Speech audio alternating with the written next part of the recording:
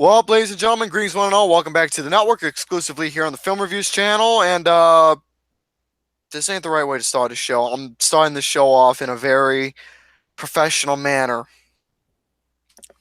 That's not usually the right way we start these things off at all. But the best thing I can say about this show or what I'm doing right now is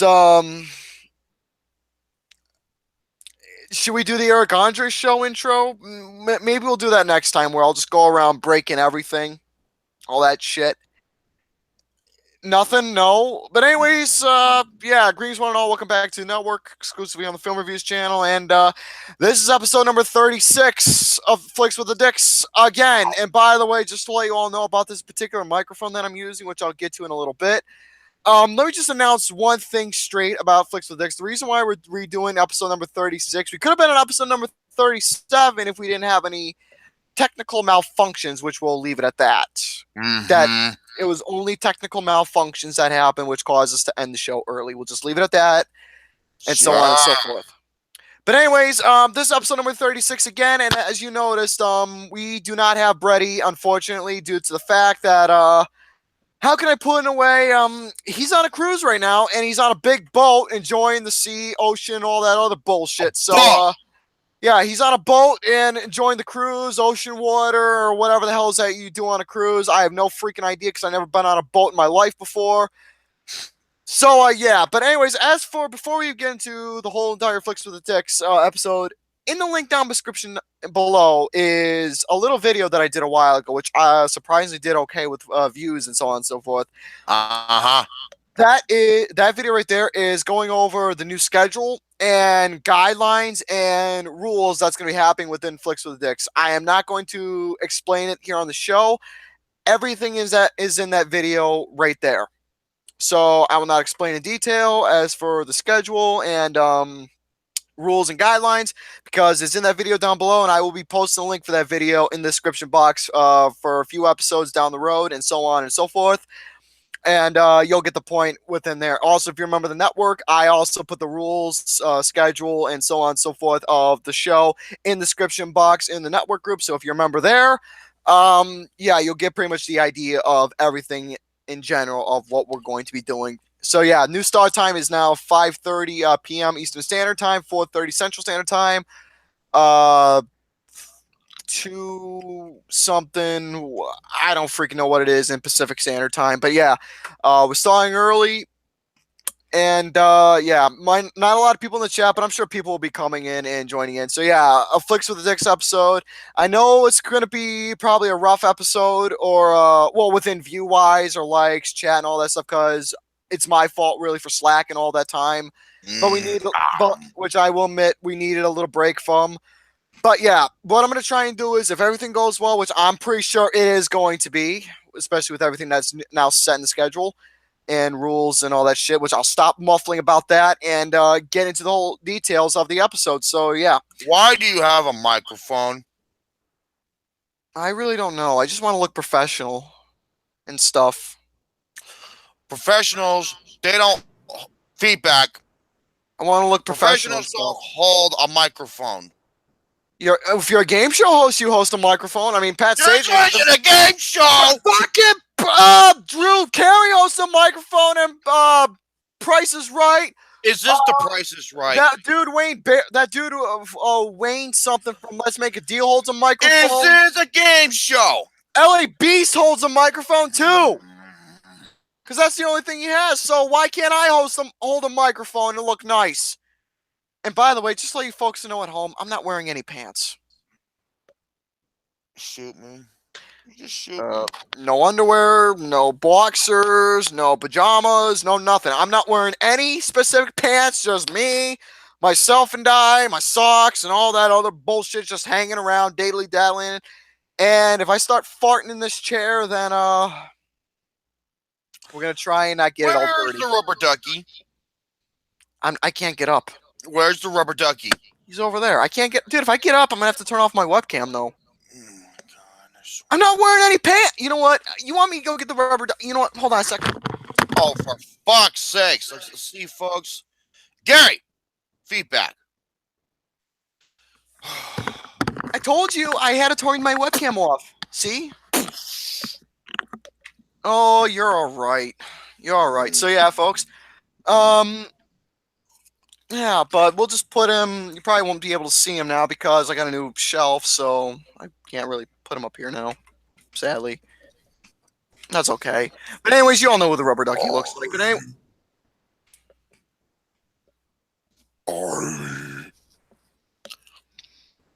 It's been a long while.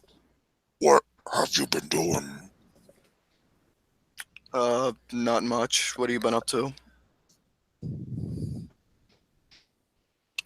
better do something right.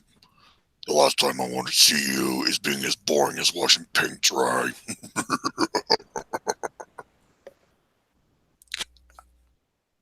I got nothing to say about that. Yeah, you're gonna have nothing to say when I put my big fat cock in your mouth, bitch. Okay. Now, All right. That was loud. very. That was loud. I should have not done that. Throw the rubber ducky over there. I should have Yeah. not done that. I'm That's the sick. last time I'm throwing the rubber ducky over here. He goes back there, not over here. I'm not doing that again. That was quite loud, so I won't do that again before people get worried. Kill me. But anyways, folks, yeah. As for tonight for Flicks with the Dicks, as for the topics that I got presented for you all, since I couldn't go over them last time, but for this time, I'm gonna be going over my stuff, and for what I have planned, I got some good shit for you all. Here is what I got lined up. This is gonna be like a hole-in-one section, not gonna be like a separate. So I'm gonna try and do this particular topic quickly and go over it nicely. Hear what you folks have to say. I got some news about John Wick in general. When it comes, well, pretty much within the whole character of John Wick in the movie, I got some news. I'm gonna be going over with that. I got some news about Creed 2 because apparently rumor has it that it's supposed to be a bad Rocky movie. Got some news about Jigsaw 2 or quote unquote Saw 9 happening. Oh my god. I also got some news about a certain actor wants to play in a Todd Phillips film as a certain villain, which I will go over. And I got another Hollywood Story Insiders. The final days of Judy Garland is what I'm going to be going over for the whole Hollywood Stories of Mr. Garrison. And yeah, so on and so forth. Not many topics tonight, but I'm going to try and, extend as much as I have since it's only the two of us, no guests, no Brady, but you know what, that's okay. We started the show off right with just us two, and we can surely pick it up and create good conversation, not only with you folks who's probably in the chat watching, but for those at home. But yeah, please engage. I want to hear what you folks have to say within the show and all that other bullshit. So, yeah, who's in the chat right now? I'll just take a little looky real quick. So, before I'm going to say my hellos to everybody before I close out the chat and get right to my topic. So, we got hello Samuel, hello BJ Fuckstick, Mr. Benjamin Mason, Billy Robinson, CA Cougar, Hunter Hughes, Jackson Fulcher, fuck him. We got Tiffy Boo, the lovely lady in my dreams, and we got Edna Bode. Yes, Edna Mode. Edna Mode. Well, hello, Edna. But can you do a talk? Can you do talking? Has allergy of Peter? Can you do a topic of allergy of Peter Rabbit? I have no idea what he was talking about. Oh, Billy Robinson says some controversy about an allergy showcase in Peter Rabbit. Oh, that. But anyways, yeah. Chat's now off for me, at least because, like I said, I gotta focus on my shit here. But I'm sure, but Fat Man here is gonna be engaging into the topics and so on and so forth with everyone in the chat. Also, if anybody has any personal questions for me or anything directed towards me or blah blah blah blah blah, I'll say hello and all that other shit. Because, like I said, I gotta focus. I'm gonna stop talking really quick. And by the way, folks, about this particular microphone that I'm using, which I will get to again in a little bit. You want to see a magic trick? Watch this. Yeah, see that? I can Silence is golden. Turn off, on. Gary, would you be quiet? See, there you go. Ain't I a freaking genius with this stuff? Oh my god. Yeah, I found this microphone. I found this microphone a few days ago, so I like it. But anyways, that's enough for me. I'll be quiet. Thank you. Jesus H. Christ. You realize there are 2 people hosting this fucking show. By the way, my microphone has no cord to it. Folks, a load of guns to me right now sounds good when I have to hear his bullshit. Ladies and gentlemen, welcome to episode 36 revisit of Flicks with the Dicks. Introducing the young, yes, Mr. Garrison. And he's chugging something. Looks like bullshit.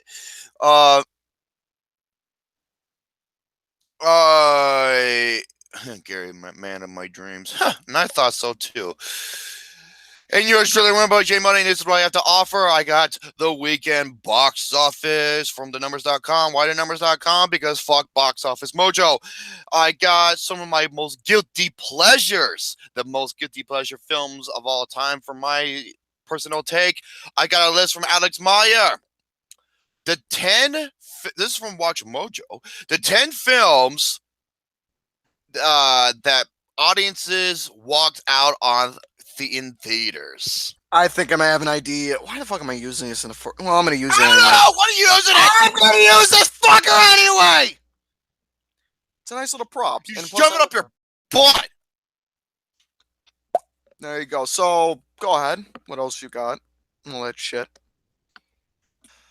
And I gotta talk about a certain movie to where I don't think I have ever in my life gotten this much controversy. Yeah, and by the way, speaking of controversy, there was also another thing that was going on that was recently happened in the network. I mean, it was nothing bad or any drama or anything. That is but it's part just of something the reason. But it's just a little topic that I want to talk about myself because I just want to get something straightened out because well, with the whole factor of, this certain movie and whatnot, it led to a couple instigations that happened within the network and so on and so forth. Yeah. So I want to see I want to talk about exactly with that. And by the way, for that special stream I was going to have planned, since I hit since the film channel actually hit 200 subscribers, 203 to be exact, which I'm very happy for. I made a little proposal in the network that I'm going to do for you all, and there was 5 options if I can remember them. The options were to eat a whole jar of mayonnaise. The next option was my top 5 coming of age films, and no joke, I actually did have a top 5 coming of age films. And yeah, by the way, these days suck. The 80s did better in a way. The next one I wanted to do was a skit that revealed the identity of Big Vito, which surprisingly that is going to possibly happen pretty soon. But that's not the option that people voted for. The 4th option was, what was the 4th option? I can't remember what the 4th option was. Oh, the 4th option was I do a movie review of Blade Runner 2049 because I've not seen it yet. And the 5th option was I come on here, Google Plus, I do a live stream commentary of me watching the film from beginning to end right here.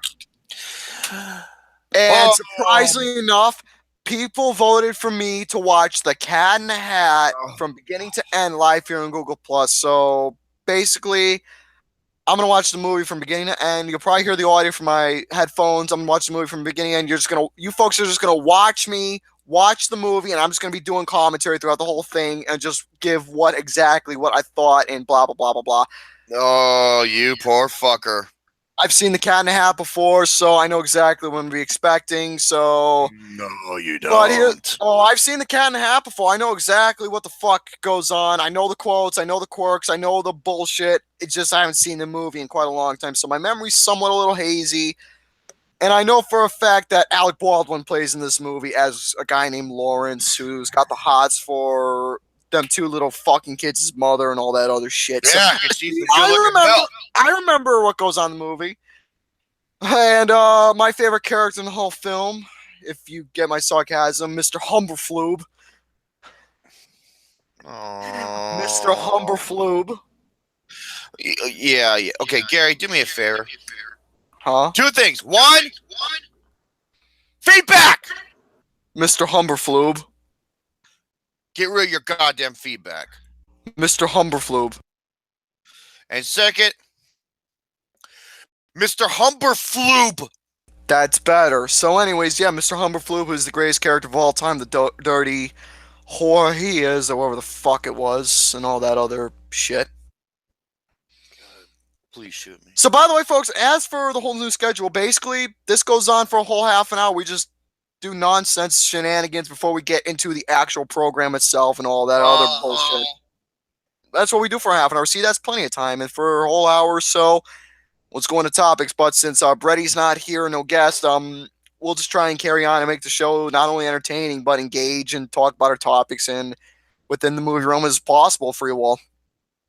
By the way, also another thing I want to address for you all is that on Wednesday nights at 7 p.m. Eastern Standard Time, there's another show that talks about movies, but besides movies, they talk about music, video games, and television. And that show is none other than the MTV.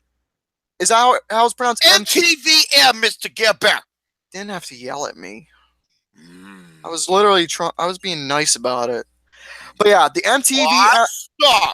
I'm trying to be professional here with this program. But anyways, folks, you can catch the MTVM podcast, who is hosted by none other than Mr. Diego Coya, Andrew Hayes, and 0599 himself, every Wednesday night at 7 p.m. Eastern Standard Time, where they talk about different varieties of topics, again, with movies, video games, television, and music. So that's their whole variety program there. Diego, they all talk about everything and so on and forth. So yeah, folks, please give the MTVM podcast a watch on Wednesday night at 7 p.m. Again, with Diego, Andrew, and Double Nine. They're the hosts of the program, and they provide not only good entertainment for you all, but it's a very, very fun and really good show that they got going for them. Diego himself, I believe he just hit 200 subscribers himself or so. Am I right? I don't know how many subscribers he has. I believe he did hit a landmark within subscriber count. So for Diego, if you are watching this, I do congratulate you within the milestone of the subscribers that you have hit. And this is the success of your program that you guys are running together. You guys are doing a damn good job with it within your presentation, conversation, and you guys hit yourself a good program. He hit 150. So yeah, folks, definitely give it a watch every Wednesday night. And for here on Flicks, I will promote the show weekly on every episode. Why? So not only Diego, Andy, and Double Nine can get recognition for this program that they're doing, but not only more subscribers for Diego, Double Nine, and Andy as a whole, but a show that these two put together and working on a lot. So for those who watch the MTVM podcast, it is a really good program. Also, another show that you should definitely watch. I don't know if I'm going to promote this one, but it's a nice little watch because it's entertaining. Gore the Movie God. He does a show just like Flicks in a way, but a little sarcasm with him because it's Gore the Movie God, not another movie podcast, I believe it's called.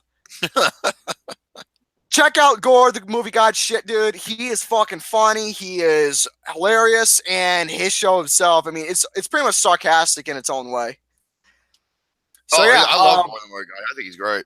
But yeah, as for main network shows, again, check out the MTVM podcast every Wednesday night, 7 p.m. Eastern Standard Time. The reason why I kept repeating myself, so you folks can check it out, give Diego, Andy, and Double Nine your love. So yeah, I think that's all I got. Also, another thing I want to address is the network, the 2017, Network 2018 Network Movie Awards. So that's going to be happening within March 4th is when it's going to be uploaded. It is going to be a pre-taped program. Gary, why are you talking in the fucking mic? Trying to address the announcement. Can you at least get it That on? doesn't work. I like it though. Fine.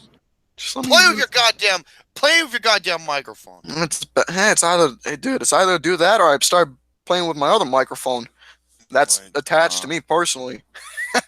But anyways, folks, as for another announcement, the Network Awards, the 2018 Network Awards is going to be Network Film Awards is going to be happening March 4th of 2018. So please check out for that coming out soon. There's going to be a pre-taped program, and me and myself and Tubby are going to be filming it. Myself and Todd are going to be filming it March 3rd. Just him and I going to go over each category that's going to win the awards.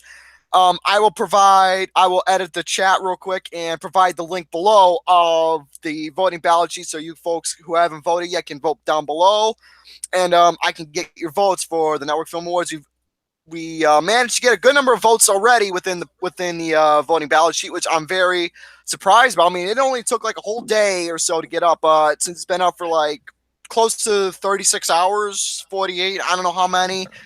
But it's been up for a quite while now, and we've actually managed to get a good number of respondents for the voting ballot. So I'm really quite happy with that. And for each nomination, I'm not really going to complain about all the nominees and whatever's going to win. I can't complain about any of it at all because that's how it's supposed to be. We got some good shit on there. And also, like I said, it's going to also relate to another topic, which I will talk about a little bit. But again, I will momentarily provide the link for you all in the chat. So you're going to have to refresh your link so you can see in the description box down below. You might have to press the little tab button where you're going to have to, go down a little bit and so on and so forth. So yeah. So anyways, let me just do that real quick. Mr. Gapper, you want me to go over me topics?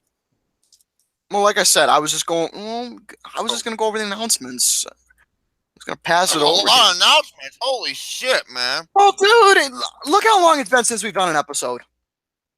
I think it was relevant to, keep the folks updated within what's going on within the network as a whole.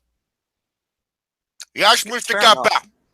It's fair enough. So, folks, what I'm going to do is I'm going to provide the link in the chat down below for the voting ballot. And if you haven't voted yet, please, you can either look in the network announcement video itself, where it's got 10 fucking dislikes and 4 likes. What do you do? Also, check out the Frozen treatment video. That's got 29 dislikes, a new milestone for me. So, for all the trolls out there who gave me the 29 dislikes, I thank you dearly for helping me get my new YouTube paycheck. So, there we go.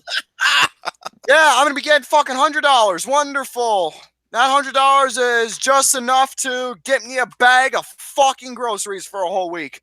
So yeah, I'm going to stop muffling, and I'm going to pass it over to Fat Man, and he's going to start us off with the program of our topics, and I shall get to mine in a little bit. So, speaking of trolls, hey, it's Peter Rabbit.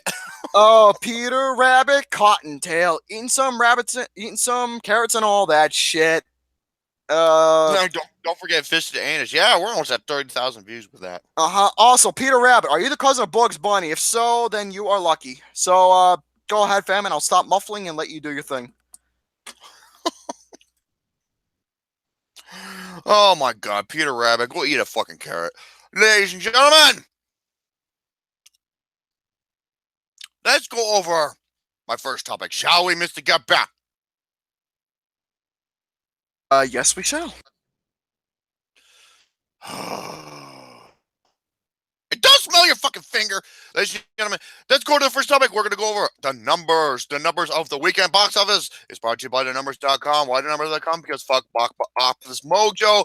Because thenumbers.com gives you the most precise, accurate numbers on the net in terms of weekend box office. So, shall we, Mr. Gapper? Yes, sir. Go. And again, don't mind, like I said, don't mind me. I'm just providing the voting sheet and the link. Yay. Okay, let's go over the top 5, shall we? And it looks like but before we do that, just go over the latest. The latest film that was released, and that is, of course, it came in at number 7th place, unfortunately, which is Early Man. Early Man is released in almost 2,500 theaters. It's only generated $3.1 million its opening weekend. That's a damn shame. All right, number 5 is Clint Eastwood's The 1517 to Paris, a film that many people say is very disappointing and highly boring. It has generated $7.68 million and is in 3,000 theaters. So far, it has generated $25.4 million. Number 4, this is his 9th week. It's 9th week in theaters, and it's still making a killing. Jumanji: Welcome to the Jungle. almost $8 million for this gross, and the drop off is only 21%. It's in 2,800 theaters and has generated $377 million. Well, then, ain't that some unique? Why are you drinking out of that? Why does that matter to you? Because you got to pour it in a You're glass. the fucking podcast or the box office. Podcast. I am going over you. The box office, or whatever the fuck it's called. Let me do my. Shut up and drink the beverage.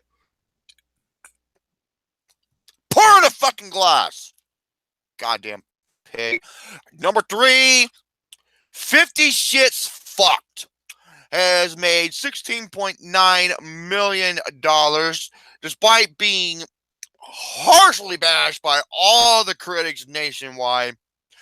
It is still in 3,700 theaters, and it's generated $76 million so far, with $16.9 million on its this weekend's gross.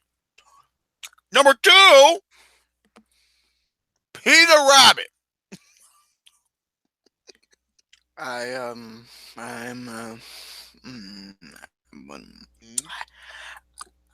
Just go ahead. Go ahead. What, Mr. Gutback? I don't like fucking rabbits. Why? What's wrong with rabbits? What's They're wrong with always- rabbits? They're too jumpy.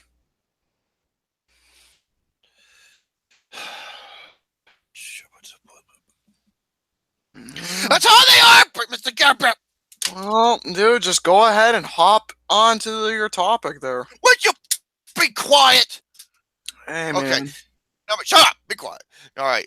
Peter Rabbit just squeezed in at number 2, like Gary squeezes his turds out, like they roll out of him like people rolling in a Peter Berg film. 17.25. Shut the fuck up. 17.25 million is opening gross with 3,725 theaters. And shut up. Quit your laughing.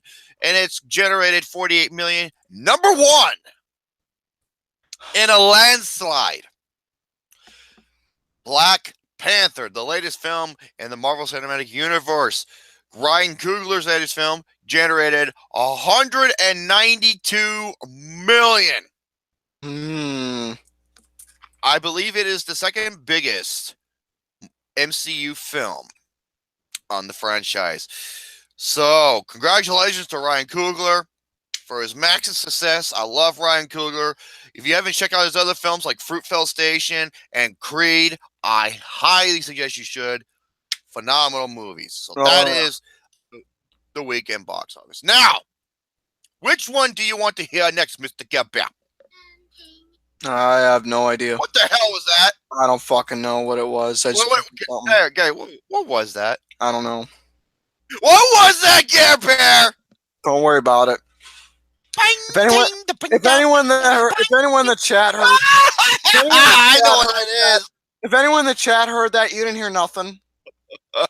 You didn't hear nothing. If you heard that, you did not hear a single thing. I know what you're looking at. You did not hear a single thing. I love my Asian women, dude. Let's get to the next topic.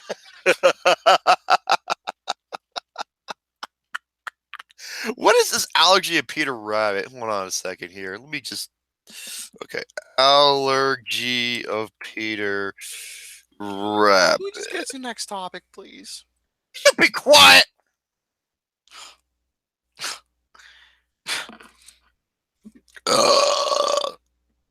Okay. Oh boy. Gary, no more. Okay. Okay, let me see here. The real problem with Peter Rabbit's allergy scene. Let me read about this here. Last Saturday, a day after the opening of Peter Rabbit's Will Gluck's new film and free adaptation of Beatrice Potter stories, Kenneth Menes, the president and CEO of the Asthma and Allergy Founder of America, issued both a statement on Facebook and an open letter criticizing the film's makers and its studio, Sony, for one particular scene. In that scene, Peter and the 4 other rabbits who are being threatened and pursued by Tom McGregor, the heir to the venerable McGregor's garden, hiccups, adopted a new... What are you doing, Gary? I'm cleaning my glasses. Oh, okay. Adopted... What the fuck? What? Goddamn pop-up. Adopted a new strategy to fight him, knowing that he's allergic to... Learned that he's allergic to blackberries.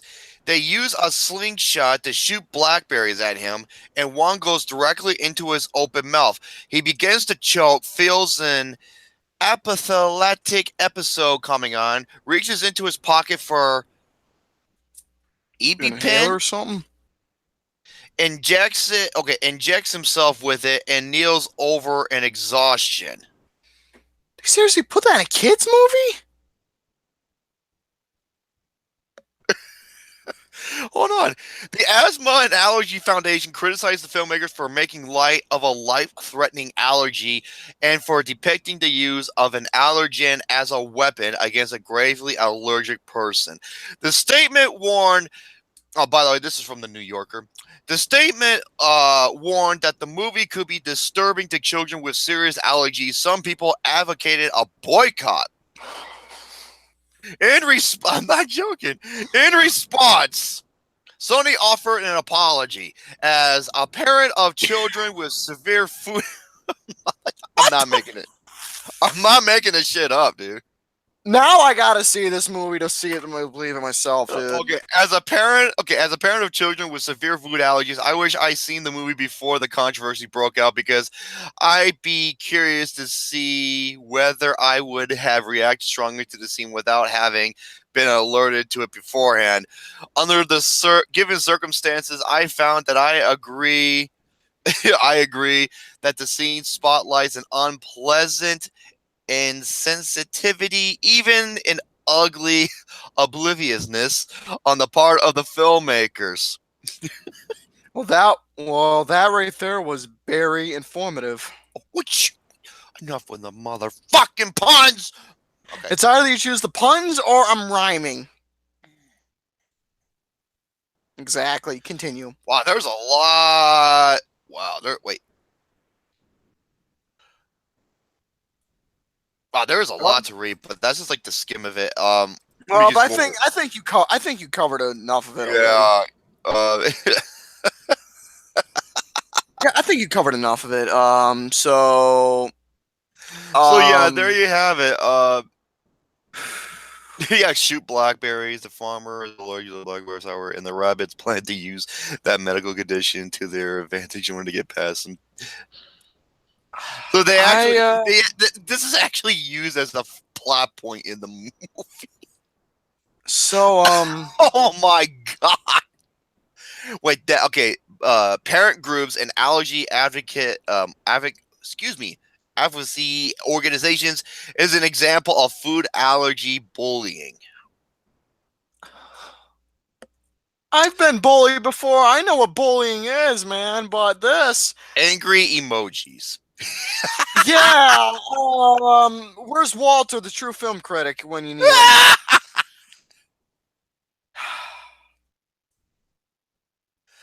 Okay, I got nothing.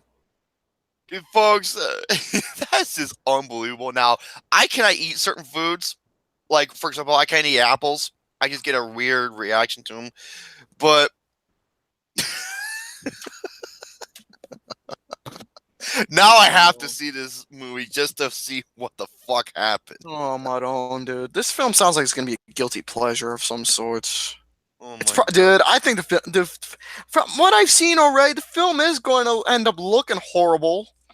So, oh, my microphone. So, oh, by the way, here is wait. Okay, this is Sony's statement. You ready? Here we go. Great, Sony. Food allergies are a serious issue. No shit. Our film should not have made light of Peter Rabbit's arch nemesis, Mr. McGregor, being allergic to blackberries, even in a cartoonish slapstick way. We sincerely regret not being more aware and sensitive to this issue, and we truly apologize. I'm just laughing because I can't believe what the fuck I'm reading. Is it okay to have a? You know, I just realized it's Sunday, and what do I usually have on Sundays? You have I have beer. I have a beer every Sunday. That's another thing I'm allergic to. Alcohol.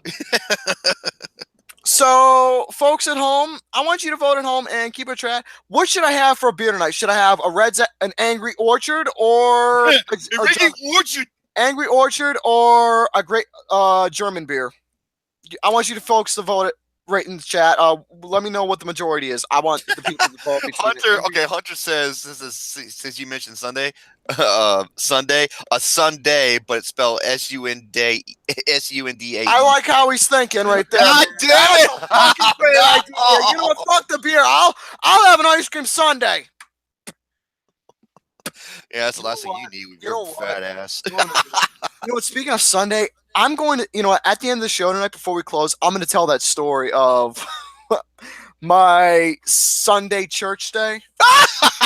I'm telling that story at the end of the show tonight. Funny. And feedback, Mr. Getback. I'm telling the show at the end of the night. So go ahead with continuing on. So let me know what the vote. I'll look at the chat for a quick see what the votes are for the beer. Okay. I actually never had a Red's Apple Orchard beer. Well, it's Angry Orchard. I didn't mean to say Red's Apple. It's an Angry Orchard. That's what I got. So, okay, now, which one do you want me to go over next? Some of my guilty pleasures? There you go. Or, whoa, feedback. Go ahead with that one. Or going over the one film that I cannot believe I have seen so much controversy over. Let's go over the guilty pleasures real quick. Now, give me a moment to vote. Like I said, I'm not wearing any pants, so I gotta turn my camera off. Yeah, you do that. No one wants to see your ugly fucking mug.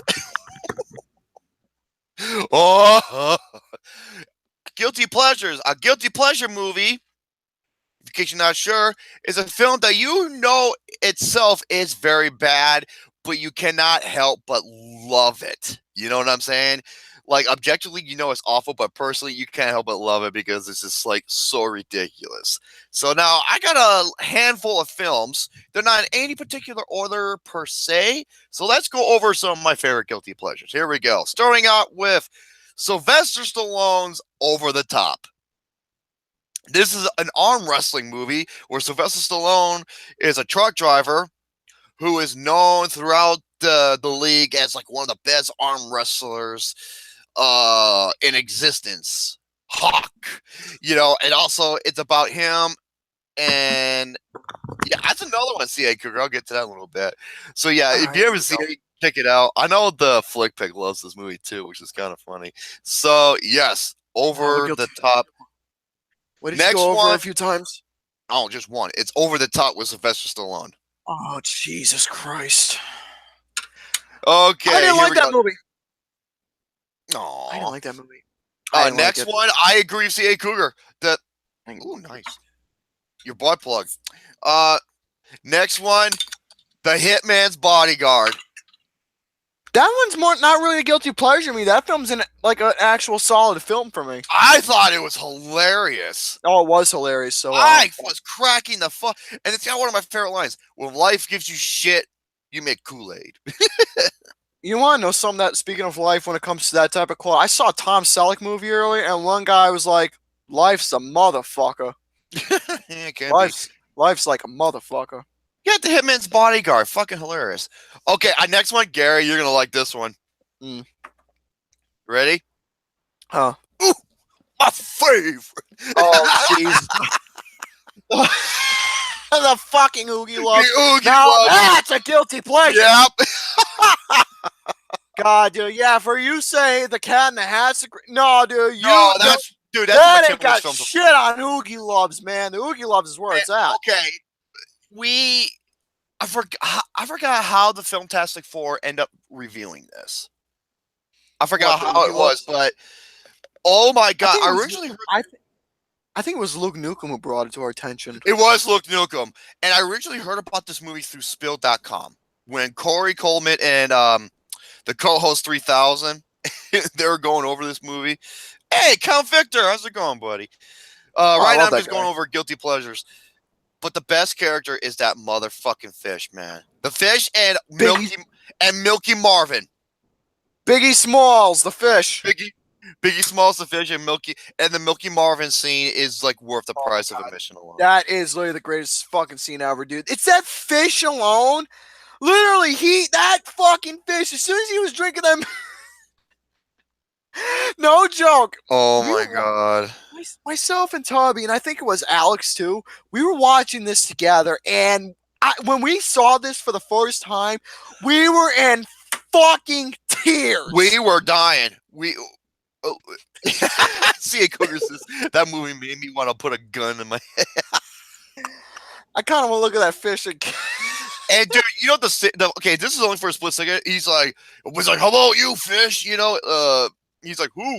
He's like, who, me? He's like, how about, oh, and he does that. He scares the shit out of the fish. His fucking lips puffer up, dude. Oh my god, that was great. Oh my god. I think I need some Pepto-Bismol right now. I need some Pepto-Bismol right about now. Oh my god, dude. So that's another one. Next one, Plan 9 from Outer Space. If you don't know what this is Ed Wood's movie that got him famous. Ed Wood, think of him as like the Tommy Wiseau of his time. Oh Okay. man. And this movie is people are really looking forward to 50 Shits Fucked, the review. What whose review? Well, they want us to review 50 Shits Fucked. Let me see this. Some I people want to are- see the Yeah. What? It's in the chat. And Count Victor said, oh yeah, he got Movie Pass, so he's able to see multiple films, like one film a day. He said 15 to 17 in Paris kind of sucked and was boring. I was like, that's what I heard a lot of people. Yeah, Plan 9 from Outer Space was a film that was made by Ed Wood. It's got so many bad practical effects and everything, and so many cues that are just off, and it's so bad, but I couldn't help but laugh and have a great time with it. I'm not Next. familiar with it. Oh my god, it's known for being the worst movie ever made, but wrongfully so because it's just funny. Okay, next one, Vanilla Ice, Cool as Ice. Oh, fucking Vanilla Ice, dude. Oh, skip the- Vanilla Ice. Skip to 0 and be with the hero. That is a film I've been dying to do with the Filmtastic 4. You want to know what? You want to know some? I might as well say some of my guilty pleasures as well. One of my major guilty pleasures that, and I think you're going to agree with me on. Hmm? Let's just say it takes the term cheesy 80s to that level. And that would be? Miami Connection. Oh, God. Yeah, That bad is one of the worst movies I have ever seen. Yeah, bad movie, but dude, fucking killer soundtrack though. The soundtrack is awesome. I will give it the that. soundtrack is amazing, dude. I love the music. Okay, by the way, you're not going to believe this. Mr. Casual, for the shit stain, he named it the worst. Whoa, feedback. He named it the worst music movie ever made, even though it's not a music movie, dude. It's not a movie. It's not a musical, nor it's a music movie. It's like a fucking action film or whatever. It is. Oh Oh, my god, dude. it's so Yeah, awful. some It's so fucking awful. fucking film expert, dude. Can't even get his own genres right. Another one. Good Burger. Now that's a fucking awesome movie, dude. Welcome to Good Burger, home of the Good Burger. I take your water. I am Grape Nose Man. Bloobity, bloobity, bloobity, bloobity, bloobity, bloobity, bloo. Dude, fucking Keenan and Cal, they were great together. One day, that old man, he was like, I think I fell and broke my ass. I think I broke my ass. That movie was Oh, that's great, another dude. guilty. Thank you, man. See, Cougar, he's denailing it for me. The worst music movie from Justin the Amen. That one or Eight Crazy Nights. That's another one. Next one, Starship Troopers, Paul Verhoeven's film. Not It's familiar so with it. cheesy yet so much fun. Next one, okay, Gare. Please don't say Yeah. Please don't say Gremlins. That's No, not a good movie. no, That's- no. Okay, I'm just gonna go over right now. To me, this is the greatest bad movie of all time. The Room. Austin and I were there when we saw. Oh, don't worry about this. It's my steroids. Austin and I were there. Yeah, steroids. When we saw Gare Bear watching this film, his reaction was fucking priceless. Oh, hi, Mog. And okay, the one scene that made him lose his shit was the one scene I could not wait for him to see. Is he dead? Oh, hey, you know what? You gotta thank that movie because it led to one of the best films of 2017, The Disaster Artist. which is no lie. By the way, fuck you for fucking over James Franco, DOFs. By the way, the Network Awards didn't fuck him over. No, not at didn't. all. No, we didn't. And I have a couple more. Next one, Roland. Woo! Oh, excuse me. Yeah, I want to go to bed too. I do too. Count Victor, not big dickhead. Big Daddy. Oh, guess who made that movie? Dennis Douchebag. You know who was in that movie, right? Adam fucking Cancer Sandler. You want to know something? Speaking of Adam Sandler, dude, I saw Click on the TV for a glimpse, and it was at that scene where it was all dramatic. I'm gonna say this right now. If they made Click as that whole dramatic sequence like they showcased, Thank you very fucking then much. I would have actually had a favorite Adam Sandler film if Same. he kept it like that. Because he's good dramatically. I still haven't seen the Marowitz stories, by the way. So. Oh my god, dude. That dramatic scene alone was worth the price of admission in Click, but it got ruined after. Fuck Adam Sandler. Seriously, if it was just like that dramatic scene through the whole film, then we had something. Oh my god. Okay, oh my god! Fuck Adam Sandler! See, Cookers another guilty pleasures. Happy Gilmore, another Dennis Douchebag. Man, Dennis Douchebag, aka Satan. Since people mentioning their guilty pleasure with person you hate, I hope no one. If anybody mentions mine, I'm gonna smack a bitch. Thea Cookers says another one, arguably my biggest guilty pleasure in years. Rock of Ages. Oh, no, fuck you! No! I'm gonna take this beer bottle, open up your ass cheeks, take the rest of it and pour it down your butthole, and you'll be spearing booze for the rest of the day! Every time he farts, you see foam. Yeah, that's what's gonna be happening. You're gonna be spewing foam out of your butt cheeks from saying that godforsaken piece of shit movie. Wait, I take that back. It's not a movie. It's a fucking mess! I'm gonna steal a line from him real quick. Motherfuck Rock of Ages, that piece of shit cocksucking fuck. I'm gonna like I said, I remember when I that saw fucking the movie. piece of shit. I'm sorry. I saw the movie in theaters. I was like, holy god, this movie is fucking horrible. Oh no, it's not horrible. It's a fucking catastrophe of a mess. It's not a movie. It's an insult to music. It's an insult to Tom Cruise. Oh man. Okay, another one. Roland Emmerich's 2012. Oh, disaster movie. Oh, but hold on, man. It's my beauty. I'd be taking pictures of that. And speaking of that, that is my last feedback. That is my last topic. Slideshow. Please no slideshow tonight. Oh, why not? Please no slideshow. Slideshow. No slideshow. Gary. No slideshow. Slideshow, Gary. Please no slideshow. I don't want to see no embarrassing pictures of myself. It's my beauty. Well, guess what? It's my future wife. Hey, you show respects to my future wife. I want to touch her titties. Did I say that out loud?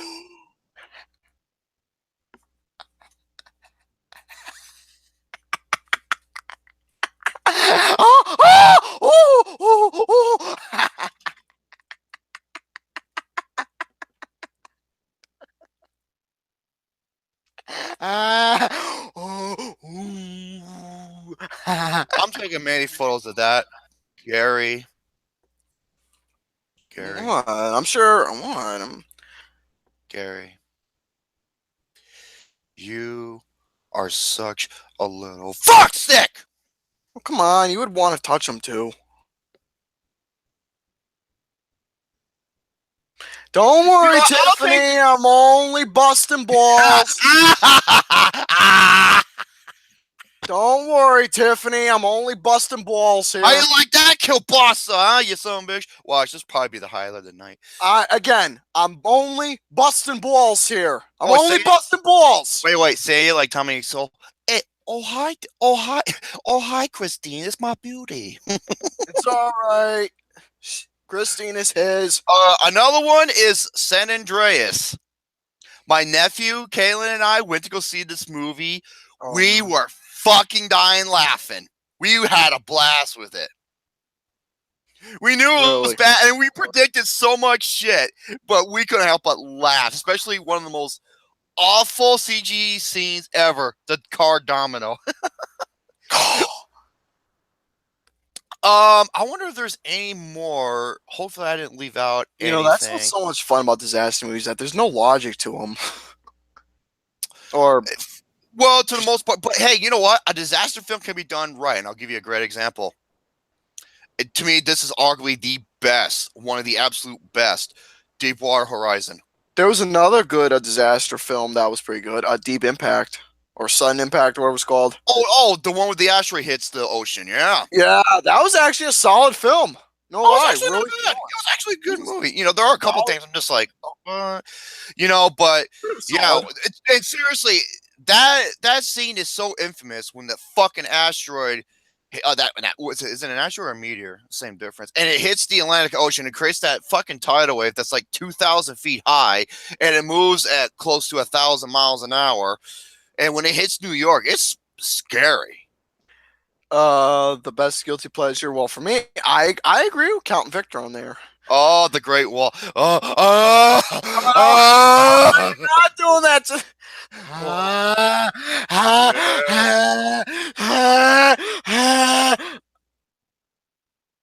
You notice I didn't say anything. More pictures, yeah. Oh, fuck Armageddon. Well, even though it's not possible for an earthquake higher than magnitude 8.3 to hit San Andreas Fault. Yeah, because if it did, California would be done for. The cat in the hat. Billy Robinson, you little butthole. You know what? I'm surprised I haven't seen in the chat. Who always gives who's the one motherfucker that gives me the worst time? MC Deadpool. MC Deadpool. Yes, he's my wee man to me as Preston. He'll be back. I bet you. Wait, Billy, you'd be cool. I already say yeah. Yeah, except he's pretty much saying what I was saying. I don't know where he is. He's probably went to go see. Maybe he went to go see Black Panther. I'm not sure. Probably went to see a movie or something. I don't know. Just got done making dinner, so I am late. Ooh, what did you make, honey bunny? Focus on the program. Wake up! Be quiet! Be quiet! Focus on the program. Focus on the program. That wasn't very nice. That's what happened. You know what she says? She's like, she goes, "Oh my God, you scared the shit out of me!"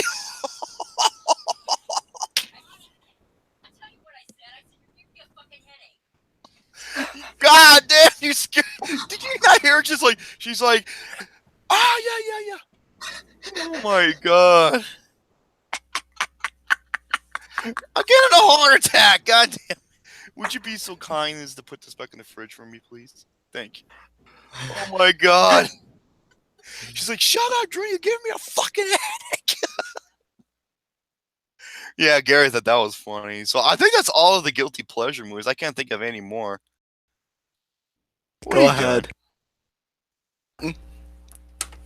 Just get to your next talk. Just get to another topic. doing? Oh my God, Tiffany, let me tell you something.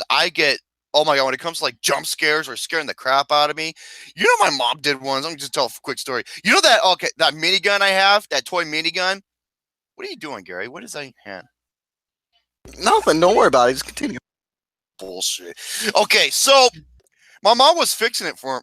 Well, I was fixing it, right? And she actually got to work, and I was just playing my game. Therefore, I was talking to my buddy, and I was like, she jumps in my door, and oh, there's MC Deadpool. You lovable little bastard. So, what are you doing? Oh, I see what you do. Who you calling?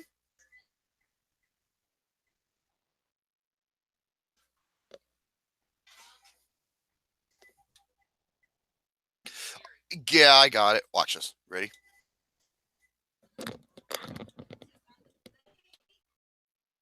Fuck you! Okay, so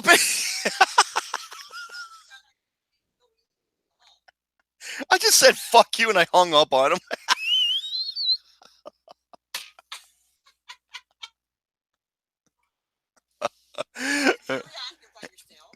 No, it's me and Gary. Well, that's what I'm saying. Okay, hold on. Let me put this back in the thingamajig. There we go.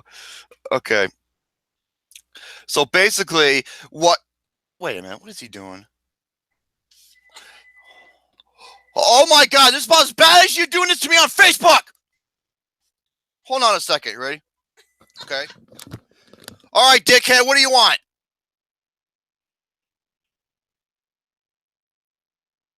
No, we make Subway sandwiches. Sorry. Please try again later. Goodbye. Okay. As I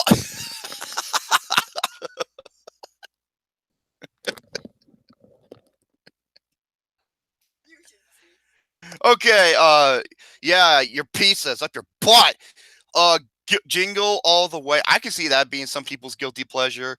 And another oh my God, he's gonna fucking call me again, isn't he? Jesus! Titty tap dancing hell!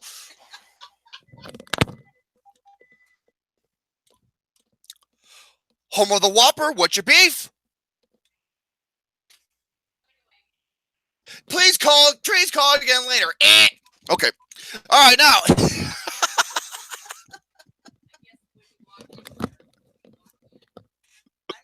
watching him. I apologize, folks. I tried to make a very important phone call, but the asshole kept hanging up on me. So you know what? Fuck that. Never calling that number again. Well, within the I'm next sorry. 5 minutes. It was a wrong number. I thought it was what are those people called that try to sell you insurance or sell you credit cards over the I don't thing? know who the hell that was, but it's okay. Them damn 1-800 numbers. All right. Okay, that That was guy's it. an asshole. Yeah. Okay. Hey, Cramps. All right. Next topic on the list. I went over guilty pleasures. Let's talk about this movie. Okay, folks. I have never in my life have gotten so much controversy over a movie. This is that topic, eh? Yep. Oh, boy. Okay. Yeah. I mean, seriously, this all started back when I saw the movie, and the reaction I got, it was just wow. And I still get it to this day. And it's been like 4+ months ago. That movie, of course, is Blade Runner 2049. Yeah, this is that movie. And for you folks at home, to let you all know, if you've seen the network, the 2018 Network Film Awards announcement, just so you all know, Blade Runner 2049 was not one of the options at all for the Network Film Awards. No, now, we didn't even mention it at all. Yeah. And let me explain why we didn't mention it. Because here's the thing, though. I get it. Blade Runner 2049 didn't do well at the box office. I get it. Oh, But here's the factor, though. It's not just for the factor that he hated it. there's certain films I hated as well that he wanted to put on here that I didn't even like, but we didn't put them on there anyway. So Happy Death Day is one of them, and another good one. He originally wanted to put Lady Bird on the worst of the year list. I did because, Yeah. well, I know there's feedback over there because I can hear it. What, coming from my end? No, there was feedback coming on your end that was coming from me, so I knew it was. Oh. So I knew there was a little feedback. So, anyways, like I was saying, so with this particular movie, Blade Runner 2049, I have no interest on seeing it. But here's the factor, though. Within the network, again, there was no drama, no nothing. But I made a little post, expressing the network awards, blah blah blah blah blah, what it's gonna be about. But there was a little instigation that was going on with a few people who was saying, "Oh, Jerome, it's because Jerome hated it," blah blah blah blah blah, and people were starting to, get a little we're starting to instigate a little bit, and I was not really going to take that to a good hand. So all I said was the only reason why the movie's not on there because we wanted to be set. We wanted to give other films that weren't nominated. You know what? Let me just read word from word what I said. What Gary said was perfect. Here's what I said. Each category was carefully planned wisely with a lot of films that not only we felt, but you folks, and for you folks watching, where you folks would feel not only satisfied with, but giving films that's not getting praised in the Oscars or any other awards that's out there doing awards. And here are some of the films that is not getting barely any praise in some of the awards. I'll name some of them right now. Logan, Wonder Woman, Wind River, Atomic Blonde, A Cure for Wellness, Thor Ragnarok, Spider-Man Homecoming, Gerald's Game, Beauty and the Beast, Brigsby Bear, even though that movie itself, I thought was an okay movie, not one of the best, but again, that movie's barely getting any praise, and here's the thing, that's one of those multiple films where a lot of critics are loving and wanting to see that film get some praise. Here's the factor. People were satisfied with Brigsby Bear on there because we put in at least one category and gave that film some recognition. Yeah, I'll give you some more other films that we gave recognition to. That was something. We gave Girls Trip some Girls praise. Trip is a big one. We gave Jumanji, Welcome to the Jungle some praise. War for the Planet of the Apes. American Made. The Greatest Showman, Star Wars Episode 8, The Last Jedi. We gave a lot of films that weren't on the regular awards, nor people would want to see in. Wait, hold we up. put that in there for you. Hold up. Okay, C.A. Cougar. Now, Wonder Woman did win like Best Action Film and many others, I think, from other award shows. It beat out Logan and all of them, and I couldn't be happier. It didn't receive a single fucking Oscar nomination. Yeah. Not one. But yeah, that's why. And here's the thing. We carefully chose other different variety of films that would have been perfect, and that is perfect for the show. Yes, I get it. There's other films that's on there that's praised and loved by others. Now, for me personally, I don't like them, but I'm just going to name some out there that is loved by others within the network who like them, and I'm going to be out there. Some of them are Oscar bait films, but let me just give some examples. Lady Bird. Fuck that movie. Father, Son, Holy Spirit. I'll pray to God later for my sin there. But yeah, Lady Bird, The Florida Project, the Killing of a Sacred Deer. What other Oscar bait films out there? Darkest Hour. Darkest Hour is one of them. We didn't put that on there. Call Me by a Name. That's a huge Oscar bait film. Oh my God. We didn't put that on there. We also didn't put the Florida Project on there. I think I said that twice, but we didn't put that on there. That movie too. We didn't put A Ghost Story on there, which was not a plan. God, that's one of the worst movies. Dude, all it is well, so you know where I'm getting with this. Even some worse films again. Well, some worse films like Lady Bird and A Ghost Story Comes at Night. We didn't put those on there because, like, again, it was for films that should be on there, which is surprising. We just want to feel satisfied with. We just want to be not only of what we agreed on, that we carefully planned and put work into of specific films, but to not only to make you folks satisfied of these films that you folks would be satisfied with. So here's the thing, though. Huh? Count Victor says he's trying to watch the Florida Project. He gave up 20 minutes in. I don't blame that guy. So, folks at home, I know it's surprising that Transformers, the last whatever the hell it was, is not on here. I know it's surprising for worst film. Call Me by Your Name. What was so fucking overrated. Oh my God. Besides Call Me by Your Name, another one we didn't put on. Darkest Hour. Darkest The Hour, we didn't Post. put on here. The Post. We didn't put The Big Sick on here. So yeah, there's a lot of films I that didn't see the probably. big. So Well, I still, for those who've seen it and who liked them, it's not just Blade Runner 2049 we didn't put on here. Again, we were specific of giving certain films recognition for each category and so on and so forth. So folks, for you wondering if you're going to get on us for Blade Runner 2049, continue but this is the only thing I'm asking kindly for the ones in the network. Please, enough with the instigation, because if that's going to continue, then I best say just don't watch the show. Just don't on watch March the show. 4th.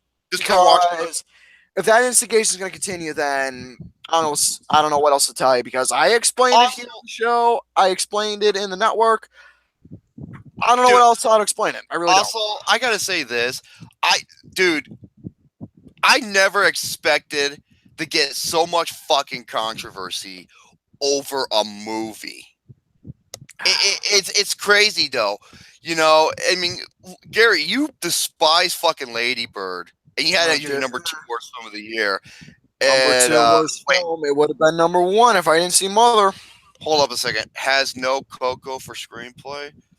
We got Coco on there. No, we did. Oh, I think he's talking about Coco not getting any nominations for screenplay. Because I think Inside Out did, but not Coco, and that's true. And guess what? We have Coco as best original screenplay as a nominee. Not right now. We have that on there with ours. Yeah, and wait, okay, what is the DOF? Okay, the DOF is a term that I created for the Oscars. It's called dumb old fucks. The reason why I call them that, because they're dumb, they're out of touch. And why are they old? Because the average age of an Oscar member is between the ages of 60 and 70, of 6,000 to 7,000 members, and fucks because they're fuckheads. Dumb old fucks. And I also created the term the PDCAs.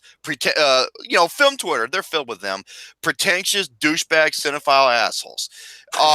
Shit. And like I said, and according to Danny Boy, you know what? What he told me about Blade Runner 25, I was like, well, no wonder I fucking hated it. You ready to hear what he said? Denis Villeneuve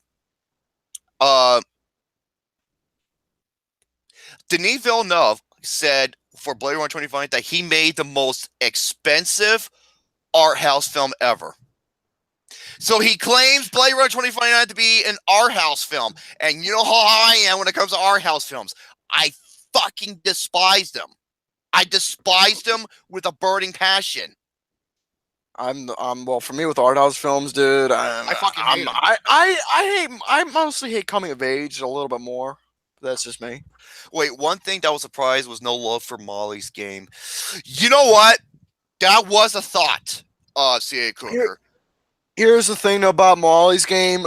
Personally, for me, I didn't see it. And there was another question about another film, Pitch Perfect 3. The thing is, not much conversation was talked about within the network and the film test and the film forum within both films that much. I mean, a couple reviews for Molly's Game, but not much discussion was going on within the whole entire group. And I haven't even seen Pitch Perfect 3 because, like neither have I, so we couldn't really. Even though it was my number one least anticipated, I wasn't able to see it. Why? It came out so late in the year, and I was not paying to see it. And Molly's Game, I saw it a little bit after the awards were created, in a way. And would I put it up there? Unfortunately, no, because of what we have on there. I believe is the rightful ones that should be there in the first place. Yeah, but that was considered a thought. See it. So, like I said, we legitimately carefully planned each one throughout God knows how many weeks it took us, but we carefully planned each one to make sure you folks are not only we're satisfied, but not only we're satisfied to make sure you folks are satisfied with them. And I'm pretty sure we did a banged up job with them, but a couple controversial things happened. Well, remember, that's what Denis Villeneuve him said, is that Blade Runner 2049 is an art house film. So there you go. And and by the way, for the people out there who are like, oh my god, get the fuck over it. Just get over it. Why do you still care to this day? Think about it. Yeah. You know, I mean, like I know some people that didn't like Dunkirk. I'm not gonna be on their fucking case about it. Mm-hmm. You know, I just don't. I'm sorry. You know what? Dude, I have never had that much controversy about a film that I fucking hated. Honestly, honestly though, with this bullshit, I'd rather have people get on my ass for me hating Lady Bird so much and putting my worst list in here and this Blade Runner shit going. Well, there's the thing though. Not everyone liked Lady Bird. Like C.A. Cougar. I think Danny. Correct me if I'm wrong. Danny Boy. Diego Coya. He thought it was overrated as hell. You and me. Tiffany's another one. And Number 2 worst film of 2017. yeah. Well, Number two. look at Blade Runner. Blade Runner. It almost made my top 10. I am not joking. It was my number 13 worst. Okay. Like, Fun fact, folks. For my overrated films of the whole decade, I barely have much comedies. Most of them are all art house / coming of age films. same here. Wait, C.A. Cougar says I only know 2 people that hate that movie. Sorry, man. Oh yeah, Count Victor. He didn't care for 3 Billboards. You don't see me getting on his fucking case. See, I just find it hilarious. Well, hilarious. It just makes me scratch my head thinking, fucking really? You know? Oh Jesus. I like boobs. Yeah, I know. I think, doctor. I think I got a titty fetish. Oh my god. You better not bring her Christine again, you son of a bitch. I'll beat your ass. Oh, Billy. Nah. Okay, that's another movie I didn't care for the most part. Moonlight. That reminds me. Out of any film that was released, that film was on sale at my local video store. I didn't buy it. Other than the third act, which I thought was so fucking amazing. I I didn't- loved the third act of the movie. I bought hated the first 2 acts, yep. I bought a different movie instead, which I'll showcase in a little bit. So yeah, that's my thought about Blade Runner as a whole. And for people out there who are still whining, bitching, and complaining about Blade Runner not being nominated, first of all, Gary just went over details as to why. And second of all, if you still can't accept the fact, god damn Gary, if you can't still accept the fact, then don't watch the fucking show. Yeah, and by the way, folks, I already know the show is gonna get some dislikes. So you know what? Hey, you're supporting us, so Pretty I much. appreciate the support. I So mean, you don't see me going after Nick Canino for some of the picks he has for his award show. You know what I'm saying? Uh-huh. So yeah, by the way, for trolls who is gonna give that show a dislike, they mean nothing to me. I'm sorry, but they don't. I thank you very much, Billy Robinson. I said the whoa feedback. Bad feedback, Gare Bear. Okay. Still horrible. I don't know what is up with your system. But yeah. My mic was literally on mute. Gary, feedback. Holy shit, man. I don't know why you're literally this fucker was on mute. So that is, I think, most of my topics, except for one more. You ready, Gare Bear? Please don't. Well, I guess. Well, it's not just you, Gare Bear. It's many others. Well, around 7 o'clock, I'm gonna get to my shit. So I guess we're gonna end around 8 o'clock. So. All right, I'm gonna turn off a me cam, but don't worry, you still So be yeah. able. By the way, folks, just to let you all know, for the show, for each host, like myself, Brady, and Tubby, we're all gonna go for a whole entire hour within all of our topics, and you can get a lot done within an hour. And look, he's got all of his shit done within an hour. No, within an hour, shit. An hour's of plenty of time, isn't it? Well, and we added another topic along with it, with the Peter Rabbit food allergy. Well, yeah, but look at this way. It was still an hour. Oh, yeah.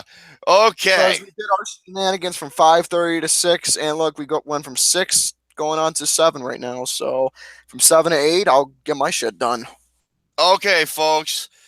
Hold on. Go all the way until... Okay, I know what picture, and then I got to switch it to that one. All right. Here we go. I'm getting everything set up, so give me a second here. I don't want to look at pictures right now. Why is this not showing for me? Because you suck. Be quiet. Wait. It showed the entire screen. Okay. Okay. Can you see my screen? I want to grab some titties. Gary, can you see my screen? I can see your screen. And what do you see? I see Brett looking like a retard. Okay, here we go. I'm scared.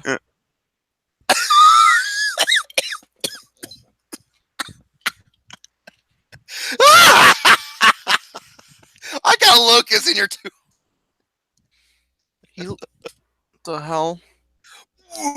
Okay, this one. I feel sorry for that. Oh my god. Oh my god.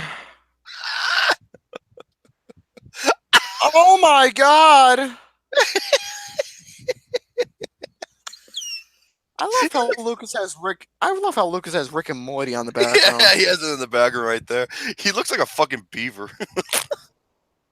God damn it. He looks retarded there. He looks even more retarded there. Oh, poor guy. Speaking of retard. Oh my god. There's a double face, myself and Lucas. Yeah, look at Lucas right there.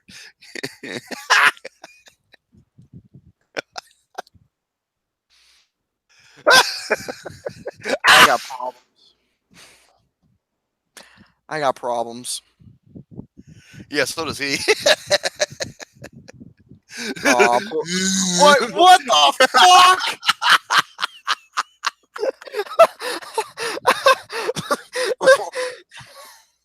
What the fuck, Harry?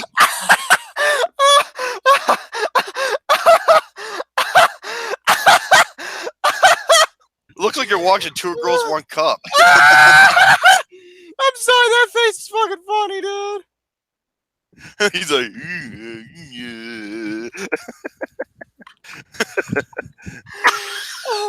What? What? look Oh my at this. God. I look so fucking retarded, though. Yeah, so does Lucas right here. Oh, look, Nukem. Oh my god. Oh my god.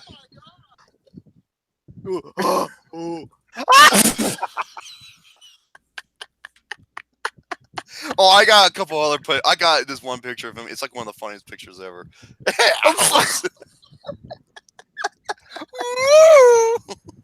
Ooh. Look at him. Look how grumpy he looks. He's like, oh, he's like, oh, I'm gonna see some titties. Oh, she covering back up. Oh my god.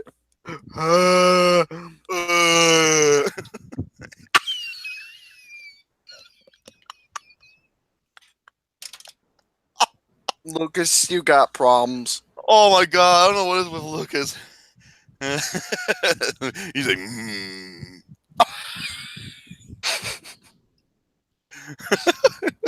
What movie was your? Oh look, CA Cougar, you're in the. I got CA Cougar as well. Yeah. God. He's like, yeah. You got him in the picture. There he goes back on that bottle. And he finishes the whole bottle too, which is I'm curious. Though. uh, You look like Cougar, you looked like you pooped yourself. he looked like he accidentally set on the bottle. I fucking love seeing Cougar, man. He's awesome. Tight fit. Oh my god. And these are frame perfect too. I had to get them right.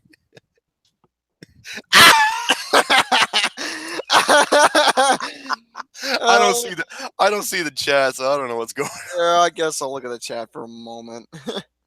He's like, hey, yarp. Fucking Lucas. Lucas looks like the fucking secretary for Monsters Inc. right there.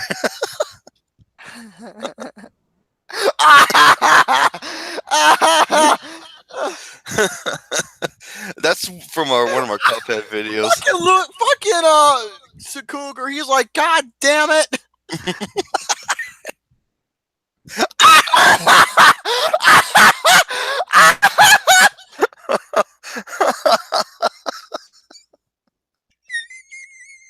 Oh my god! He's like, Fucking Lucas, man. okay, he's like, before Kay Upton got naked, after.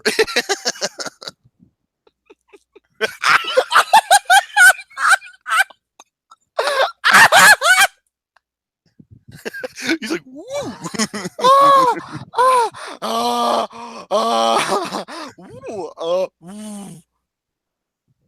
Yarp.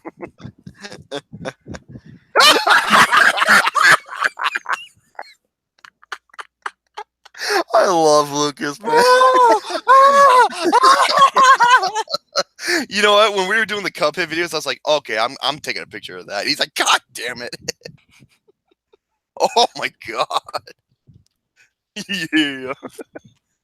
Oh no, I forgot I took pictures of me too. Shit.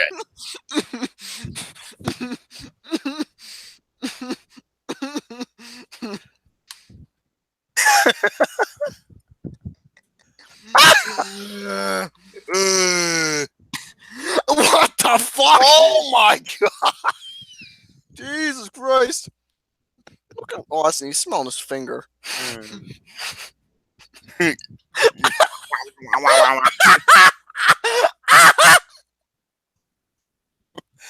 Oh man. What the fuck? I don't know. Look at Austin. He looks like a Sesame Street character.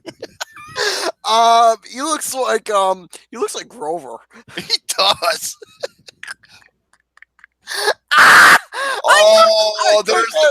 You took this photo, yeah. I took that picture. That is the photo. To me, that is the greatest Lucas photo ever. Because that was his that was during our most at least anticipated films of the fall, and he saw the picture of what Joey Walrus or something like that looked like, and that was his reaction. It was fucking priceless. Oh my god, dude!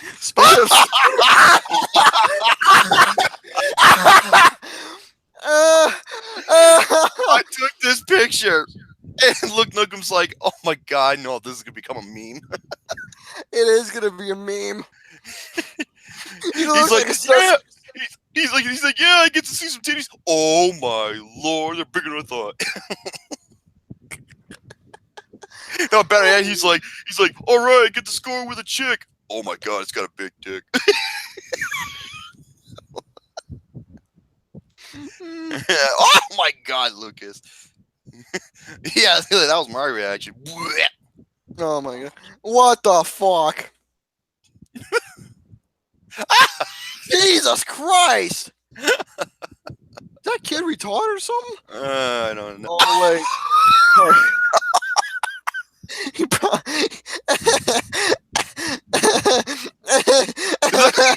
It looked like he's trying not to fart.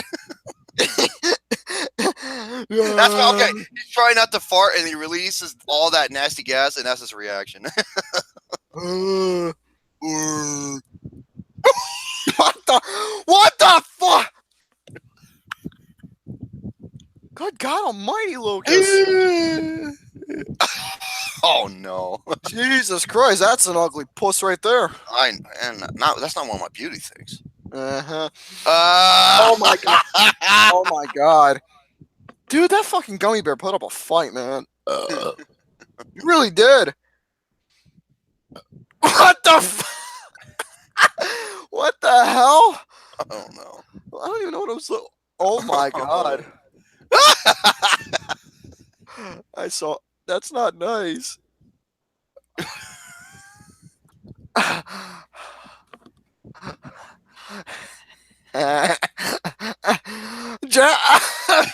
Jackson. Oh, Jackson. Oh my god. That's a no. That's a picture Gary sent me about it. No. I think this is the No. last one for now.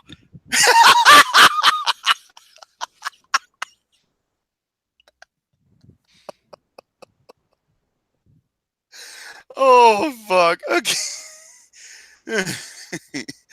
Oh shit. Hold on, man. Where's the? Okay.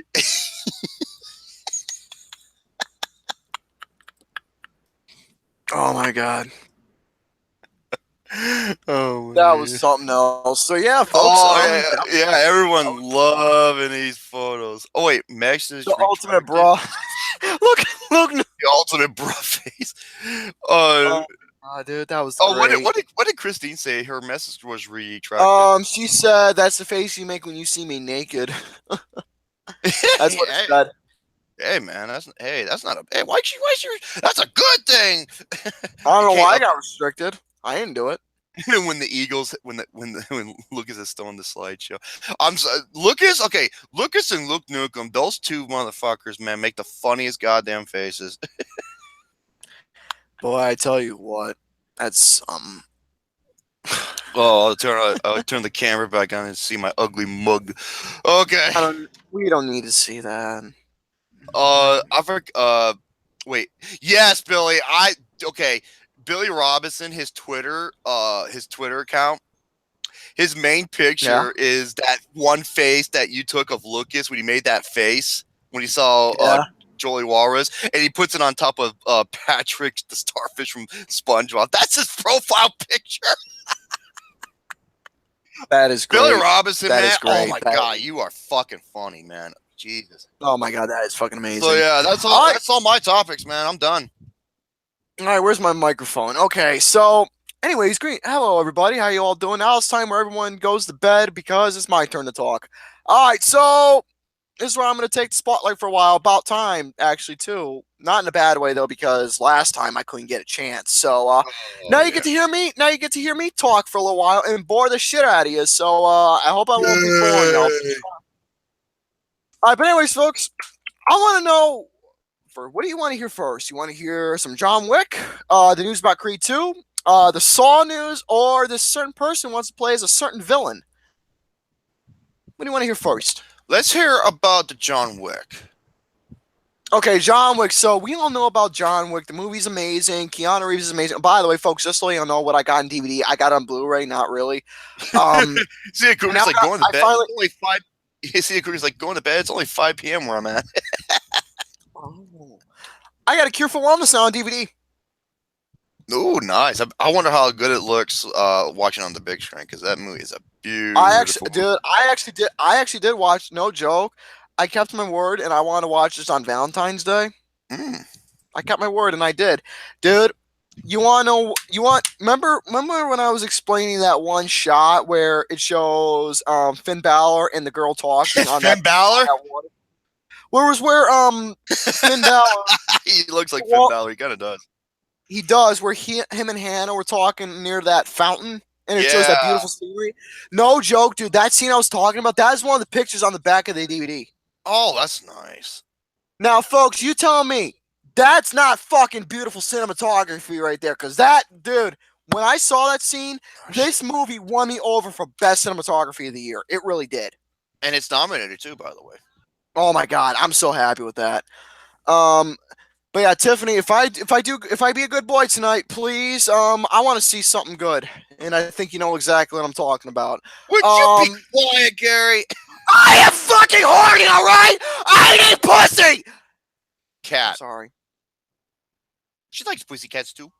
I need to get laid, dude. I'm fucking. Oh my god! I need to get laid. I need to get laid, dude.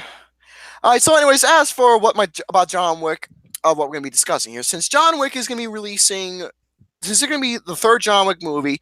Now, I'm gonna need to close the chat real quick due to the fact. Well, I want to see if Tiffany got exactly what I meant. But anyways, the John Wick movies, we don't know John Wick 3 is gonna be coming out within 2019 due to the fact that it's gonna be I believe the third and final film of the whole entire trilogy.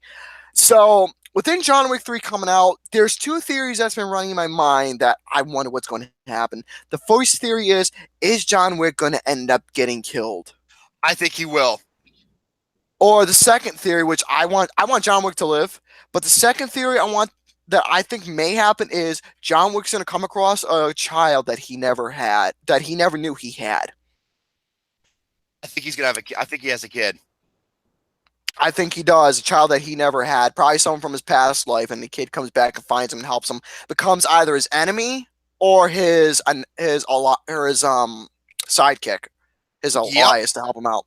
I believe that is to say. Okay, here's my theory. I think his kid. Oh, okay. I think it's my prediction. I think this young one is gonna kill John Wick, and then later on he's gonna find out that he was his father. Yeah, I think that might be a possibility. What's going to happen? Also, I think so too. Yep. that might be a possibility. And plus, we were supposed to have quote. A rumor has it that Samuel Jackson is supposed to play in John Wick 3 because I heard he wants in this movie.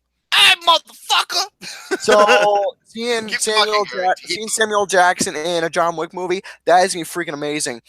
Now, as for what's gonna be happening with John Wick 3, I got two news updates that's gonna be with John Wick. The first one is, since we're talking about the third movie, we're gonna talk about the director, the filming start date, and the returning cast revealed. So for John Wick is going to be back for John Wick 3 is obvious, but here's some of the cast that is supposed to be happening within of who's coming back. Give me a second, folks. Let me take a look of who's supposed to come back. John Wick. All right, Ian McShane. Return of Ian McShane has ties with assassins. Finalization series is spin-off. Okay, so within returning cast, it's not really giving much update, but I think there might be possibility that Ruby Rose might come back for the film, which is one. Also, there will be some multiple new faces that'll be playing. Hiroki Sanada, who played in the Wolverine Avengers 4. He's going to be in that film as well. And some other people might be in it as well. So as for who's going to be written by, the film is going to be written by David Kolstan, and the director is Chad Stahelski. He's going to be Chad Stahelski is going to be directing the film. And now, as for when the film's going to be coming out, all I know is that it's supposed to be it's actually supposed to be starting in the works of getting filmed by April of this year, and it's supposed to be released by mid 2019. So I can't really wait to see what's going to be happening with the John Wick 3 movie. So not really much was explained within the casting. All I know is the information within the reveal date and the start date of when the film's going to be going on. Now, okay, Hunter Hughes, because I brought up about him being a kid and whatever. Hunter Hughes says that'd be an interesting Maury episode. That's great. That is amazing. Now, as for what's going to be going on with John Wick. Now, when I heard about this, I can't wait to hear what's going to be going on. Now, with John Wick, this is going to be a show called The Continental. That's going to be a feature TV program on Stars. Basically, The Continental is going to be John Wick. It's going to be a TV show about John Wick. Plus, the best thing is that Keanu Reeves is going to be portraying his role as John Wick. So that is the best thing. So let me read a little information on what's going to be going on. The John Wick TV show, The Continental, is officially happening at Stars. In the age of cinematic universes where franchises and IP shine bright, the resurgence of Keanu Reeves' career in John Wick was a welcome entry in theaters. The ultra-violent film saw Wick brought back into the assassin game following a series of unfortunate and transitioning events. John Wick became a huge hit, and well, we get the idea. The franchise may be performing well on the big screen, but aspect on the series has intrigued viewers from the start. The Continental, the assassin-friendly hotel in a major player in the John Wick universe with several establishments across the world. Thanks to their code of conduct and Lance Reddick's Karen, many fans have wanted to see the Continental itself. So basically, here is a little theory of what I think what the Continental is going to be about. What? Okay, Luke Nukem says this that we have to talk about. Speaking of John Wick, did you ever see the article that politicians blame Call of Duty, World War II, and John Wick for the Florida shooting? Are you fucking serious, dude? No. Blaming a fucking movie and a video game for something that a cocksucking kid did. Yeah.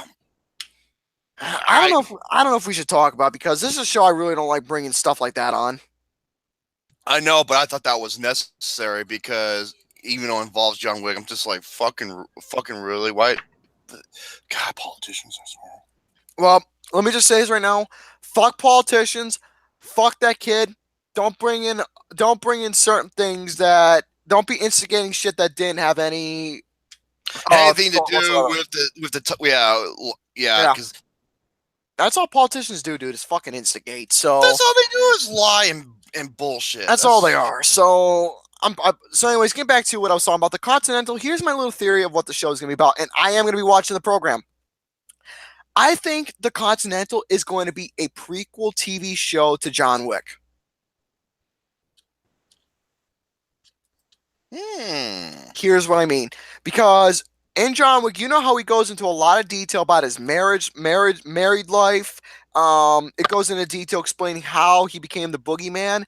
I think this program is going to go into detail as a prequel to John Wick of who he became, who he was, his marriage life, and how he managed to get into his fraternity that he did, and how he managed to live up his name of who he is. That's my little theory of what I think the Continental is going to be about. And if it's going to be like that, dude, I might actually start reviewing the show here on the film channel, even though this is a film channel. But just for the sake of John Wick, I might actually review this TV show here on the channel if it's what I'm thinking it's going to be. Mm-hmm. So that's my little short and simple update of the John Wick. For the table contest, we're going to keep John Wick discussions as one between number 3 and the Continental show. So we're going to keep this all as one. Now, Understood. Now, what do you want to hear next between the Saw 9 or the Creed 2? I'm gonna wait till what the chat has to say. I know it takes like 10, 15 seconds to, for them to hear it and to reply back. So give it a little second here and we'll see where it goes. I got Creed 2 already up.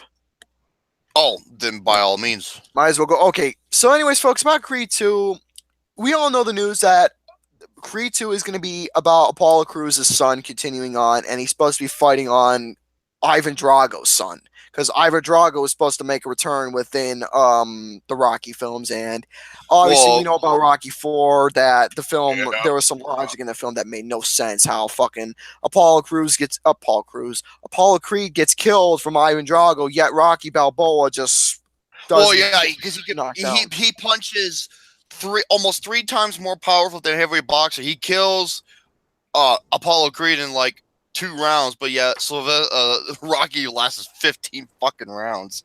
Yeah, and fucking Rocky saying so no logic happened in that movie. But hey, Rocky 4 had a killer soundtrack, so that's no lie there. Oh, awesome soundtrack. All right, so anyways, as for Creed 2, since this is gonna be like I think it's a 2018 release. All right, so here's the news about what's gonna be going on with Creed 2. From what people have been saying, it's not gonna end up being a good movie. People are saying Creed 2 is setting itself up to be a bad Rocky movie. Oh no. Which is going to be a massive disappointment for me because I absolutely loved Creed. I thought that movie was absolutely great. It was one of my best films of 2015. It was a really good movie. It's like I said, aside from the original Rocky, it's the best movie in the series. Uh-huh. So as for Creed, here's what's going on. Creed 2 is one of the most anticipated films of 2018, but it moves towards production that my balls itch. There are signs it could wind up. I'm itching my balls while I'm reading this. Why? Because they're itchy. All right, that worst. Okay, swear to God. Being a major misfire for the already hit and miss Rocky franchise. We are still excited about the Italian Stallion 2018, 42 years after John G. Avildsen. Yeah, intentional Oscar winner in a feat in a. Go ahead. No, he directed the first movie, and he also directed the original Karate Kid. He also did the 5th movie, which was pretty fucking bad. Oh my god, dude! The first Karate Kid movie was amazing. I love the Karate Kid. All right, but anyways, here is what's going to be going on within Creed 2 and some of the updates that's going to be going on. Stallone has threatened that Creed 2 would be a Rocky 4 follow-up pretty much since the idea of a new series was floated, teasing that Adonis would be taking on the son of Ivan Drago. Oh, However, Christine, you. we never truly took it seriously due to the innate ridiculousness of the concept. But now it's truly happening, and not even in a background sense. Romanian boxer Florian Mutenio has been cast as Victor Drago. So professional boxer himself is going to be as Ivan Drago's son. Victor Drago, presumed to be the primary villain of Creed 2, alongside a return of Dolph Lundgren as Ivan.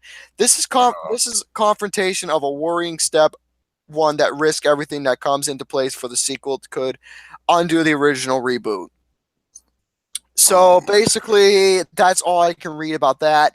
For Creed 2, after reading that, especially with Rocky 4, since this is gonna be a follow-up movie for the fourth one, yeah, I'm kind of nervous. I'm really nervous of what's gonna be going on within Creed 2 now, because, like I said, first one was great, but Rocky 4, that movie wasn't really any good. It wasn't really a good movie. Come on, if you have to look at it objectively. Yeah, I mean, if you have to, I mean, I get it, the whole factor that I prefer the remake of the. No, fuck the remake of the Karate Kid, dude. I'm with my Tiffy boo, dude. The original Karate Kid's the greatest. I'm with my the Tiffy original boo on that. man, I love the original, man. I'm with Tiffy. I hated the Karate Kid remake too. I hated it. I mean, I fucking hated it. Oh yeah, All right, but anyways, I did. So, anyways, as for Creed 2, just gonna have to wait and see a little more detail. But with Ivan Drago coming back, and especially his son, quite nervous. This is what I was afraid of. All right, next up, Saw 9 conversation is reportedly happening. Now, you folks saw Jigsaw, which is Saw 8, but Jigsaw is basically like another movie, but with a whole new premise and all that other bullshit. So basically, here's what's gonna be going on with Saw. Now, with Jigsaw, you all know me. I gave it a passable rating because I actually did like the movie, and I'm someone who has a guilty who does Saw franchise is a guilty pleasure of mine, and I'm rightfully admitting that. See, Cougar cannot stand those movies. Yeah, he's not the only one. A lot of people am, but I do have a guilty pleasure with the Saw franchise, and Jigsaw was not really a bad movie for me. It really Jigsaw wasn't. to me, I had a mixed reaction to it. I mean, there was a lot of clever things in Jigsaw that wasn't in a typical Saw movie, even though there was some typical Saw things going on, blah, blah, blah. So anyways, here's what's going to be going on with the Saw 9 or Jigsaw 2 now. Bloody Disgusting is reporting that a Saw 9 may be nearing the development stage. There's apparently a conversation ongoing at Twisted Pictures in order to make this a reality. In addition to that, it is said that the Jigsaw co-directors are not going to be returning to helm the new film, with a decision yet to be made on that front. It would be safe to guess that if the report is accurate, Bell will be involved at some point, having appeared in every Saw film to date. It should be stressed that it is not an official statement by the studio and yet to be confirmed, but certainly very feasible and quite likely to happen, despite Jigsaw earned the second worst opening for a Saw movie, and the Saw intro for Saw wasn't really all that good, and unflattering reviews. It has since gone on to gainer a worldwide gross over 102 million from a budget of 10 million, with a franchise thought to have been possibly quote unquote dead.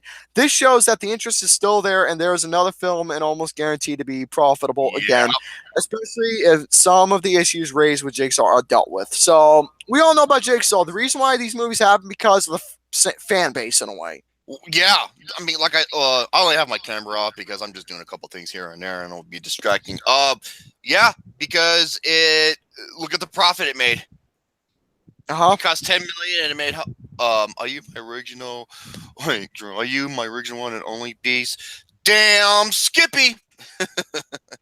I wish I I'm lonely. Get up here. I'm really lonely. Get up here. Here you two are, and Get up here. You're the Tiffy poo. You just got the Tiffy poo. anyways, as we get to our next topic, so yeah, in conclusion about Saw 9. Can I say that I'm interested? I can't say anything yet until I hear detail. So let's get to that topic where a certain person wants to play as a certain villain in a Todd Phillips movie. Todd Phillips is the director of the original Hangover. So as for what Todd Phillips wants to do, he wants to do like a superhero film, but the certain villain that is going to be in this is the Joker. Guess who wants to portray and play as the Joker? Who? Tommy Wiseau. Tommy Wiseau wants to play the Joker in a Todd Phillips movie. Tommy Wiseau. Oh, hi, Bob, man. You don't like me makeup. Tommy Wiseau wants to play the Joker. Admittedly, a lot of actors want to play the Joker ever since Cesar Romero first covered his mustache in a while in white makeup to play the arch nemesis of Adam West's version of Batman. The particular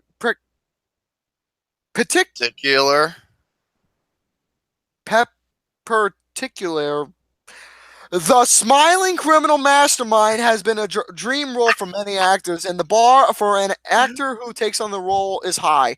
He's one of Mark Hamill's two most famous, beloved, and long-running characters. He's been played by Oscar winner Jack Nicholson, and to me, the greatest Joker of all time, Heath Ledger.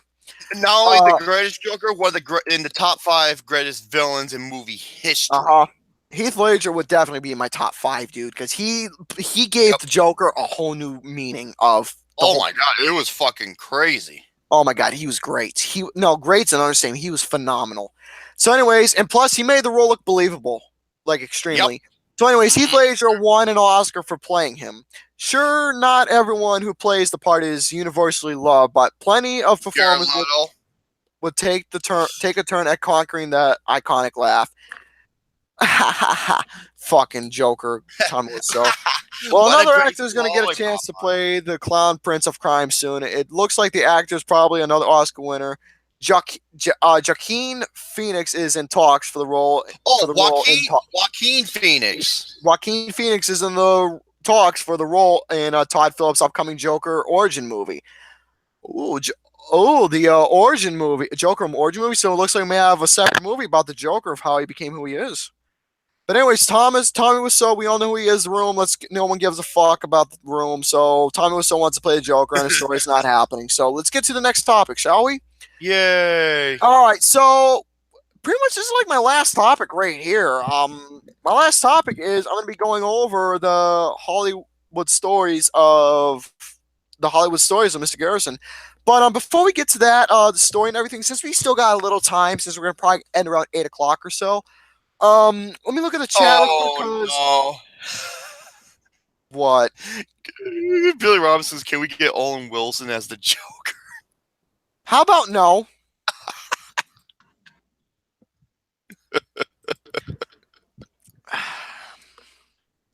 Oh, hi, Joker. That's just to let you know about Owen Wilson.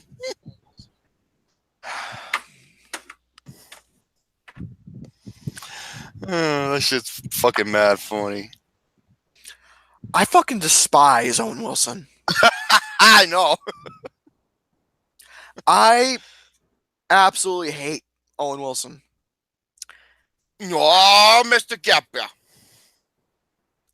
If I had to choose between Tommy Wiseau or Owen Wilson as a Joker, I choose Tommy Wiseau easily. Because he'd at least be entertaining as a Joker. Let alone he's a fucking Joker himself. You know, I thought who could be a good Joker if he was still around? Robin Williams. I could see that. I can see him as a Joker. But here's the thing. Let me just say this right now. Whoever plays as Joker next, nobody ain't got shit on Heath Ledger. No one is going to have any shit whatsoever on Heath Ledger. Nope. Should Should I take my shirt off? Because I mean, No. I'm half naked right No. now. No. I got no pants on. I don't. Well, see what Tiffy Boo says. Yes. I'm gonna keep my shirt on because that's what I do. But anyways, next up we got here is I'm gonna be going over the Hollywood stories from Mr. Garrison. Now, if you want to know what the Hollywood stories, I'm gonna put my microphone down. Hollywood stories with Mr. Garrison right here is basically me going over sad, depressing stories where clearly it's not really sad or depressing in any way. It's more like interesting facts of how these particular actors and actresses or whatever happened within the film industry in general of certain crimes, murders, or hauntings, or even stories that happen within the final days or whatever of certain actors and actresses' life. The first story I went over was Peg Anti-Whistle, who committed suicide. Oh, that by was jumping a off the edge. horrible story. I don't mean horrible as in but like horrible as in tragedy. I know, because it was quite sad. But in this case, we're gonna be going over the story of a well-known actress who played in the infamous role of Dorothy Gale in The Wizard of Oz, the original from 1939. That's my beauty's favorite movie of all time. And here's the thing about that. That's pretty much one of her most iconic roles. She was like only 16, 17, 8 years old. She was extremely young. She was a young girl at the time during 1939. She should have been fucking nominated for Best Actress, by the way. Yeah, because that role was something else. But anyways, as for some of the movies that she has played in within Judy Garland, let me give you all a little detail about her film background. She's played in films like Meet Me in St. Louis, A Star Is Born, Summer Stock, Easter Parade, For Me and My Gal, Babes in Army, and just name one more, Girl Crazy. So basically, her early work was really where it's at, where she was like in her late teens, early 20s, where she was singing, dancing, and just being that beautiful, innocent face that you all knew and loved. And boy, in her 20s, she made it big within the film world. Like, she was hot, like, as a woman and in the film industry. So she was quite hot within the realm. So... Yeah, she was, man. But here's the thing with Judy Garland. She may have had it big in the film industry, but by the time she got older, she ended up in a downward spiral within her life. And it was not was she involved in heavy drugs? She was into alcohol, drugs, bad marriages that led her to committing suicide. Which did end up of her committing suicide, apparently, of a drug overdose. Yeah. Let me just check right quick. Yeah. She was like only 47 when she passed away. So let me read you all an article. It's a bit of a long reading, but I'll try and go over as fast as I can with the time we have left. What are you doing? Hold on a second. What are you doing? I'm doing a show right now. Yeah, but anyways, as for what we're going on, I'm going to read an article I'm going to read an article here that is from Los Angeles Times that was written a while ago. This is going over the time of Judy Garland. This goes over her early life and her last days. So within the last days of Judy Garland, which I'm going to talk about, I mean, again, this is a long reading, but for here with Judy Garland, I'm just going to read a little bit of her early life, then we get to the main business of her last days of what went on with her. Hold on. Hey, Gary, can you still hear me? Yeah. Okay, good. All right. So here's what happened. Judy Garland's life was a classic illustration of the joys, the pearls, and ultimately the tragic life of a life lived in the spotlight glare of the entertainment world. On stage from the time she was barely old enough to walk, she spent the balance of her years in one entertainment venue or another until her premature death in 1969 at the age of 47. The Last Days of Judy Garland is somewhat of a misleading title. But what we're going to do is I'm just going to skip through the role because it just talks about her movies and so on and so forth. So let me just get to the good stuff, you can say. So anyways, for Garland fans, the outline of the story is familiar. Early years on the stage with two older siblings that she had, first as the Gum sisters, then the Garland sisters. Their careers driven by a quest quintessential stage mother, youthful year in Andy Hardy films, climaxed by her breakout role in The Wizard of Oz. A brilliant run at one of MGM's most vital musical stars, a series of unhappily marriages, three by the time she was in her late 20s, because she was in, and yes, that's one thing about Judy Garland, is that she had marriages that started her downward spiral within her life. Yep. So from there, what went down is that she had an Oscar-nominating role in A Star Is Born, a continuing roller coaster ride that triumphs at the Palace Theater and Carnegie Hall television appearances, and another Oscar nomination for Judgment at Nuremberg, and all of it's alternating with bouts of depression and nervous breakdown. So this is where we're going to get into the whole factor of the final days of Judy Garland. And also, I'm going to read a little bit of her Wikipedia as well, because I think her Wikipedia is going to have a little bit more information than the article. So, last days of Judy Garland's attempts to put the pieces all together via film footage, interviews with Mickey Rooney, Ann Miller, and so on and so forth. If those other assholes. Give me a second here. Let me just read this with the. Okay, so this article's not really giving much. So let me just go to Wikipedia and read. So, within the time of what Judy Garland was going through of her time, because I know she had a show in the 60s and 50s known as the Judy Garland Show that brought in a lot of infamous guests. I'm probably gonna masturbate when I'm done, so there we go. I'm sorry, I need to watch porn. So basically, let's talk about the final years. In 1963, Garland sued Luff for divorce on the grounds of mental cruelty. She also asserted that he had repeatedly struck her while he was drinking, and that he had attempted to take their children from her by force. She filed him for divorce from Luff on several previous occasions, even as early 1956, that they reconciled each time. So yeah, with this guy that she was with, they apparently had a lot of issues that was going on and married within their marriage, and obviously she stuck with them for quite a while. But anyways, she was much in a way, yeah.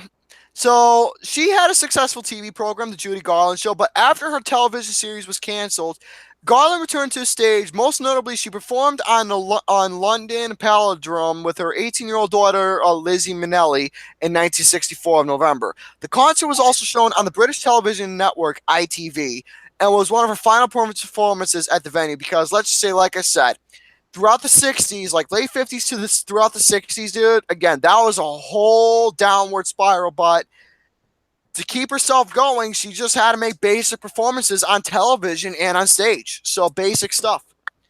She made guest appearances on The Ed Sullivan Show and The Tonight Show. Garland guest hosted an episode of The Hollywood Plaza with Vic Damone.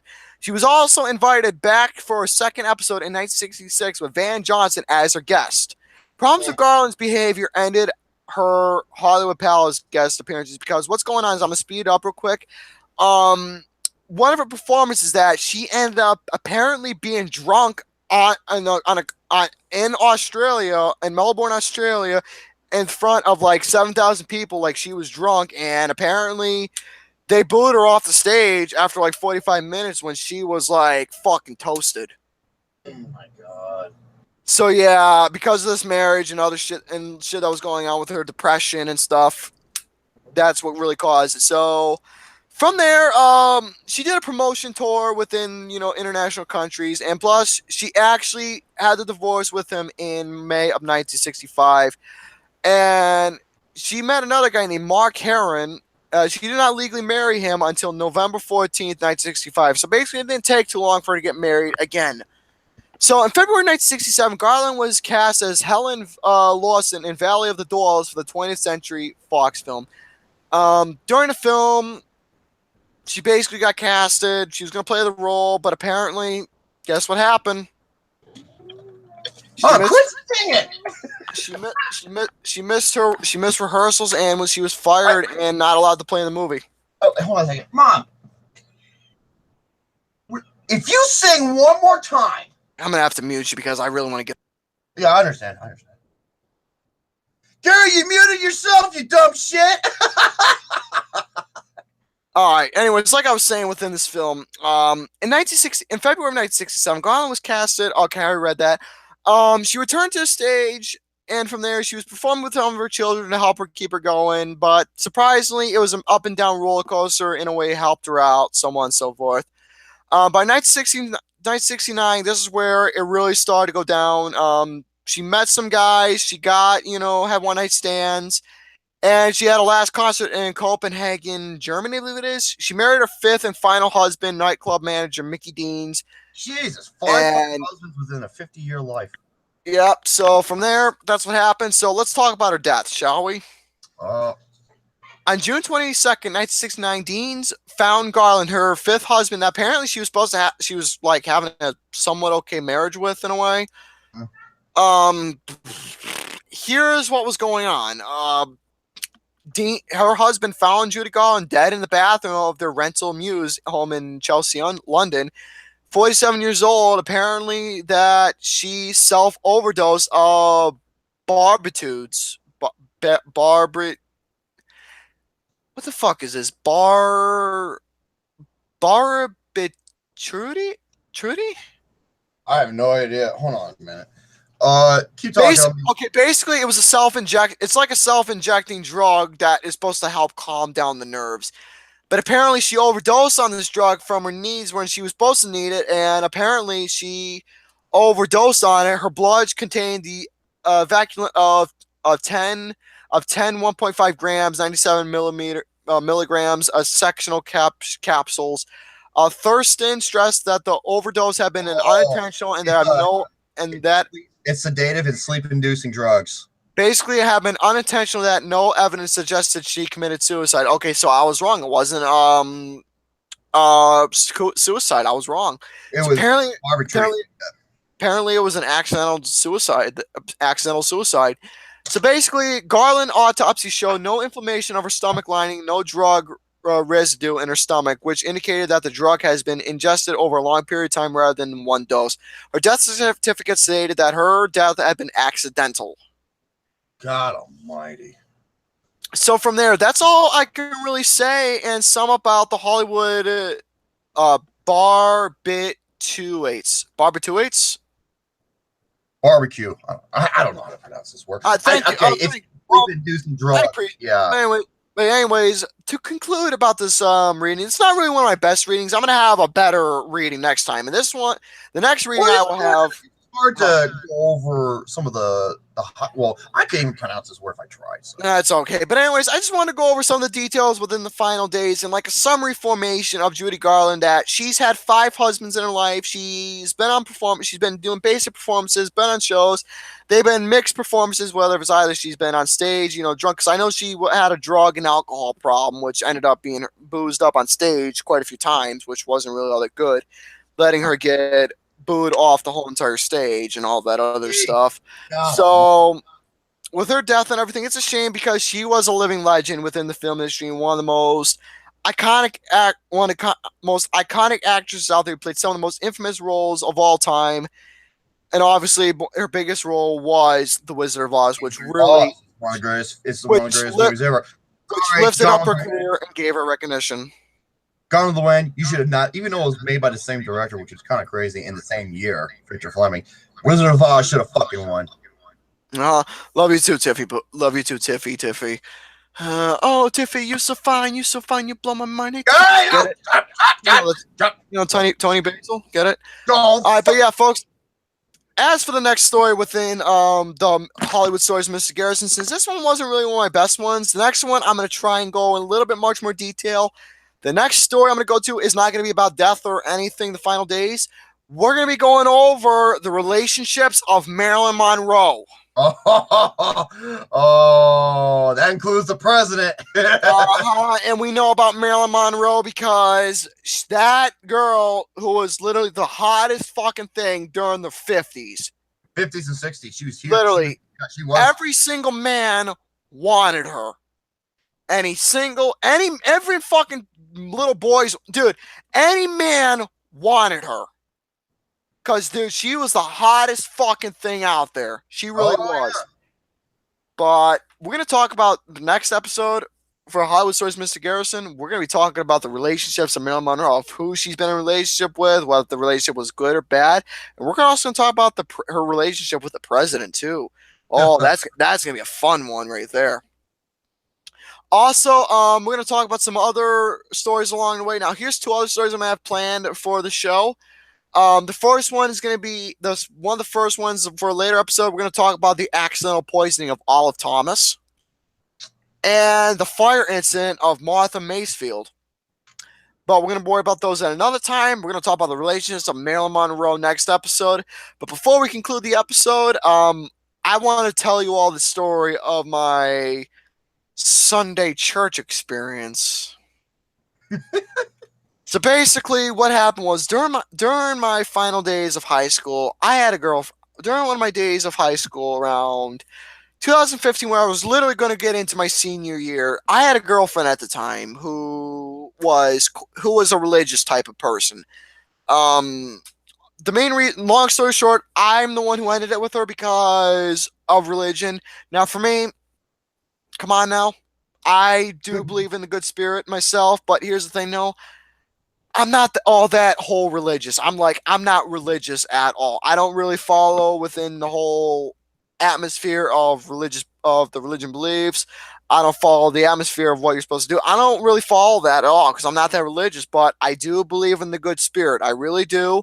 I believe there is a spirit. I believe in the holy prayer. I really do. I do pray at night. And I'm going to pray at night and I'm just going to even pray at my bedside for 2 things. 1, I'm still glad I graduated high school. And 2, for the Holy Father, forgive my sins for mentioning Lady Bird. But anyways, as for this particular story, during almost going into my senior year, over that summer, I had a girlfriend who was religious, and she was Catholic, all that other doodahs, and she was my first girlfriend. So during that time, she asked me to come over. She texted me and asked me to come over to the church to hear her sing. So I didn't want to go alone. I unfortunately dragged my poor dad to go along with me, and from there, because let me all know one thing, I have a close connection with my dad. Yeah, he's great, man. If I don't have him, dude, nobody would hear from me forever again. No, but there's no flicks with the dick, no nothing. Nobody would hear from me ever again if I didn't have him, and I mean that too. But anyways, me and my dad, when we went to the church, here's what happened. So we got into the church, and no joke, the church itself was actually a really nice place. I mean, don't get me wrong here. It was actually on a Sunday too, so go figure. So we got into the church, a beautiful looking place, and literally before the music started playing, here came my girlfriend. I saw her. I waved hi. How you doing? Blue kiss. Blah blah blah blah blah. All that other bullshit. So while she was on stage, before she started singing, we had to pray first. So me and my dad were literally standing there praying. They all bowed their heads and they were all like, "Oh, they were fucking. Everyone was speaking tongues, making hand gestures. My dad and I were the only two literally standing there with our arms crossed like the Blues Brothers, looking at each other like, what the fuck's wrong with these people? So from there, as soon as they started singing these Catholic songs that I had no idea nor he knew, everyone, the people behind us and people in front of us and everywhere was going in front of the church, getting on the stage, and everyone was praising their hands, jumping up and down. And Summer, I shouldn't say, I said her name by mistake. I'm fucking stupid. We'll just call her Mary, for example. I said her name. But yes, my girlfriend at the time, my ex-girlfriend, she was singing, she was getting into prayer. I was looking at her, obviously she was a cute little thing. So, and here's the thing, while everyone was in prayer, doing all this bullshit, my dad and I were literally looking at each other to literally saying, what the hell is wrong with these people? And my dad literally said to me, you want to go get an ice cream cone? So he started walking out, and I said to him, I'm right behind. So me and my dad literally bolted out the church. I abandoned my girlfriend when she was singing just to get an ice cream cone. Literally. My girlfriend at the time, who I was in a relationship with, I fucking abandoned her just to get an ice cream cone at the ice cream parlor. And I told the person who selling the ice cream to me and my dad, we told them the story. They got a fucking kick out of it. And after we got our ice cream, I said to my dad, now this is what you call a holy Sunday. So that's the story of how I abandoned my ex-girlfriend at church just for an ice cream cone. And I thought, and you know what? That was the greatest fucking thing of all time. I think it was the greatest thing I ever did. You know, even though I've had a lot of stupid relationships in my time, but if there's any moments that I personally feel, even though if there's moments that shouldn't happen, but yet I end up doing but feeling proud of, this is one of those moments where I actually felt proud of myself, where I abandoned her, where I fucking abandoned her at the church just to get an ice cream cone. I would fucking choose ice cream over anything. I really do, dude, because ice cream, man, that's good shit. So yeah, I call this story the Holy Sundae, spelled with an A-E at the end. SNUSUNDAE. Holy Sundae. That's our that's the show. That's it, everybody. Nothing more. You can all go to bed now. You can all go home. Goodbye. Good night. You can all go home now. Okay, I'll sign off by saying absolutely. Well, before you do, I just want to say, for episode 36, I'm quite satisfied that this episode turned out way fucking better. I'm satisfied, and you folks will see episode number 37 next week Sunday. We're gonna put our new schedule into works here, and so on and so forth. So, folks, not as had as Nina Harley or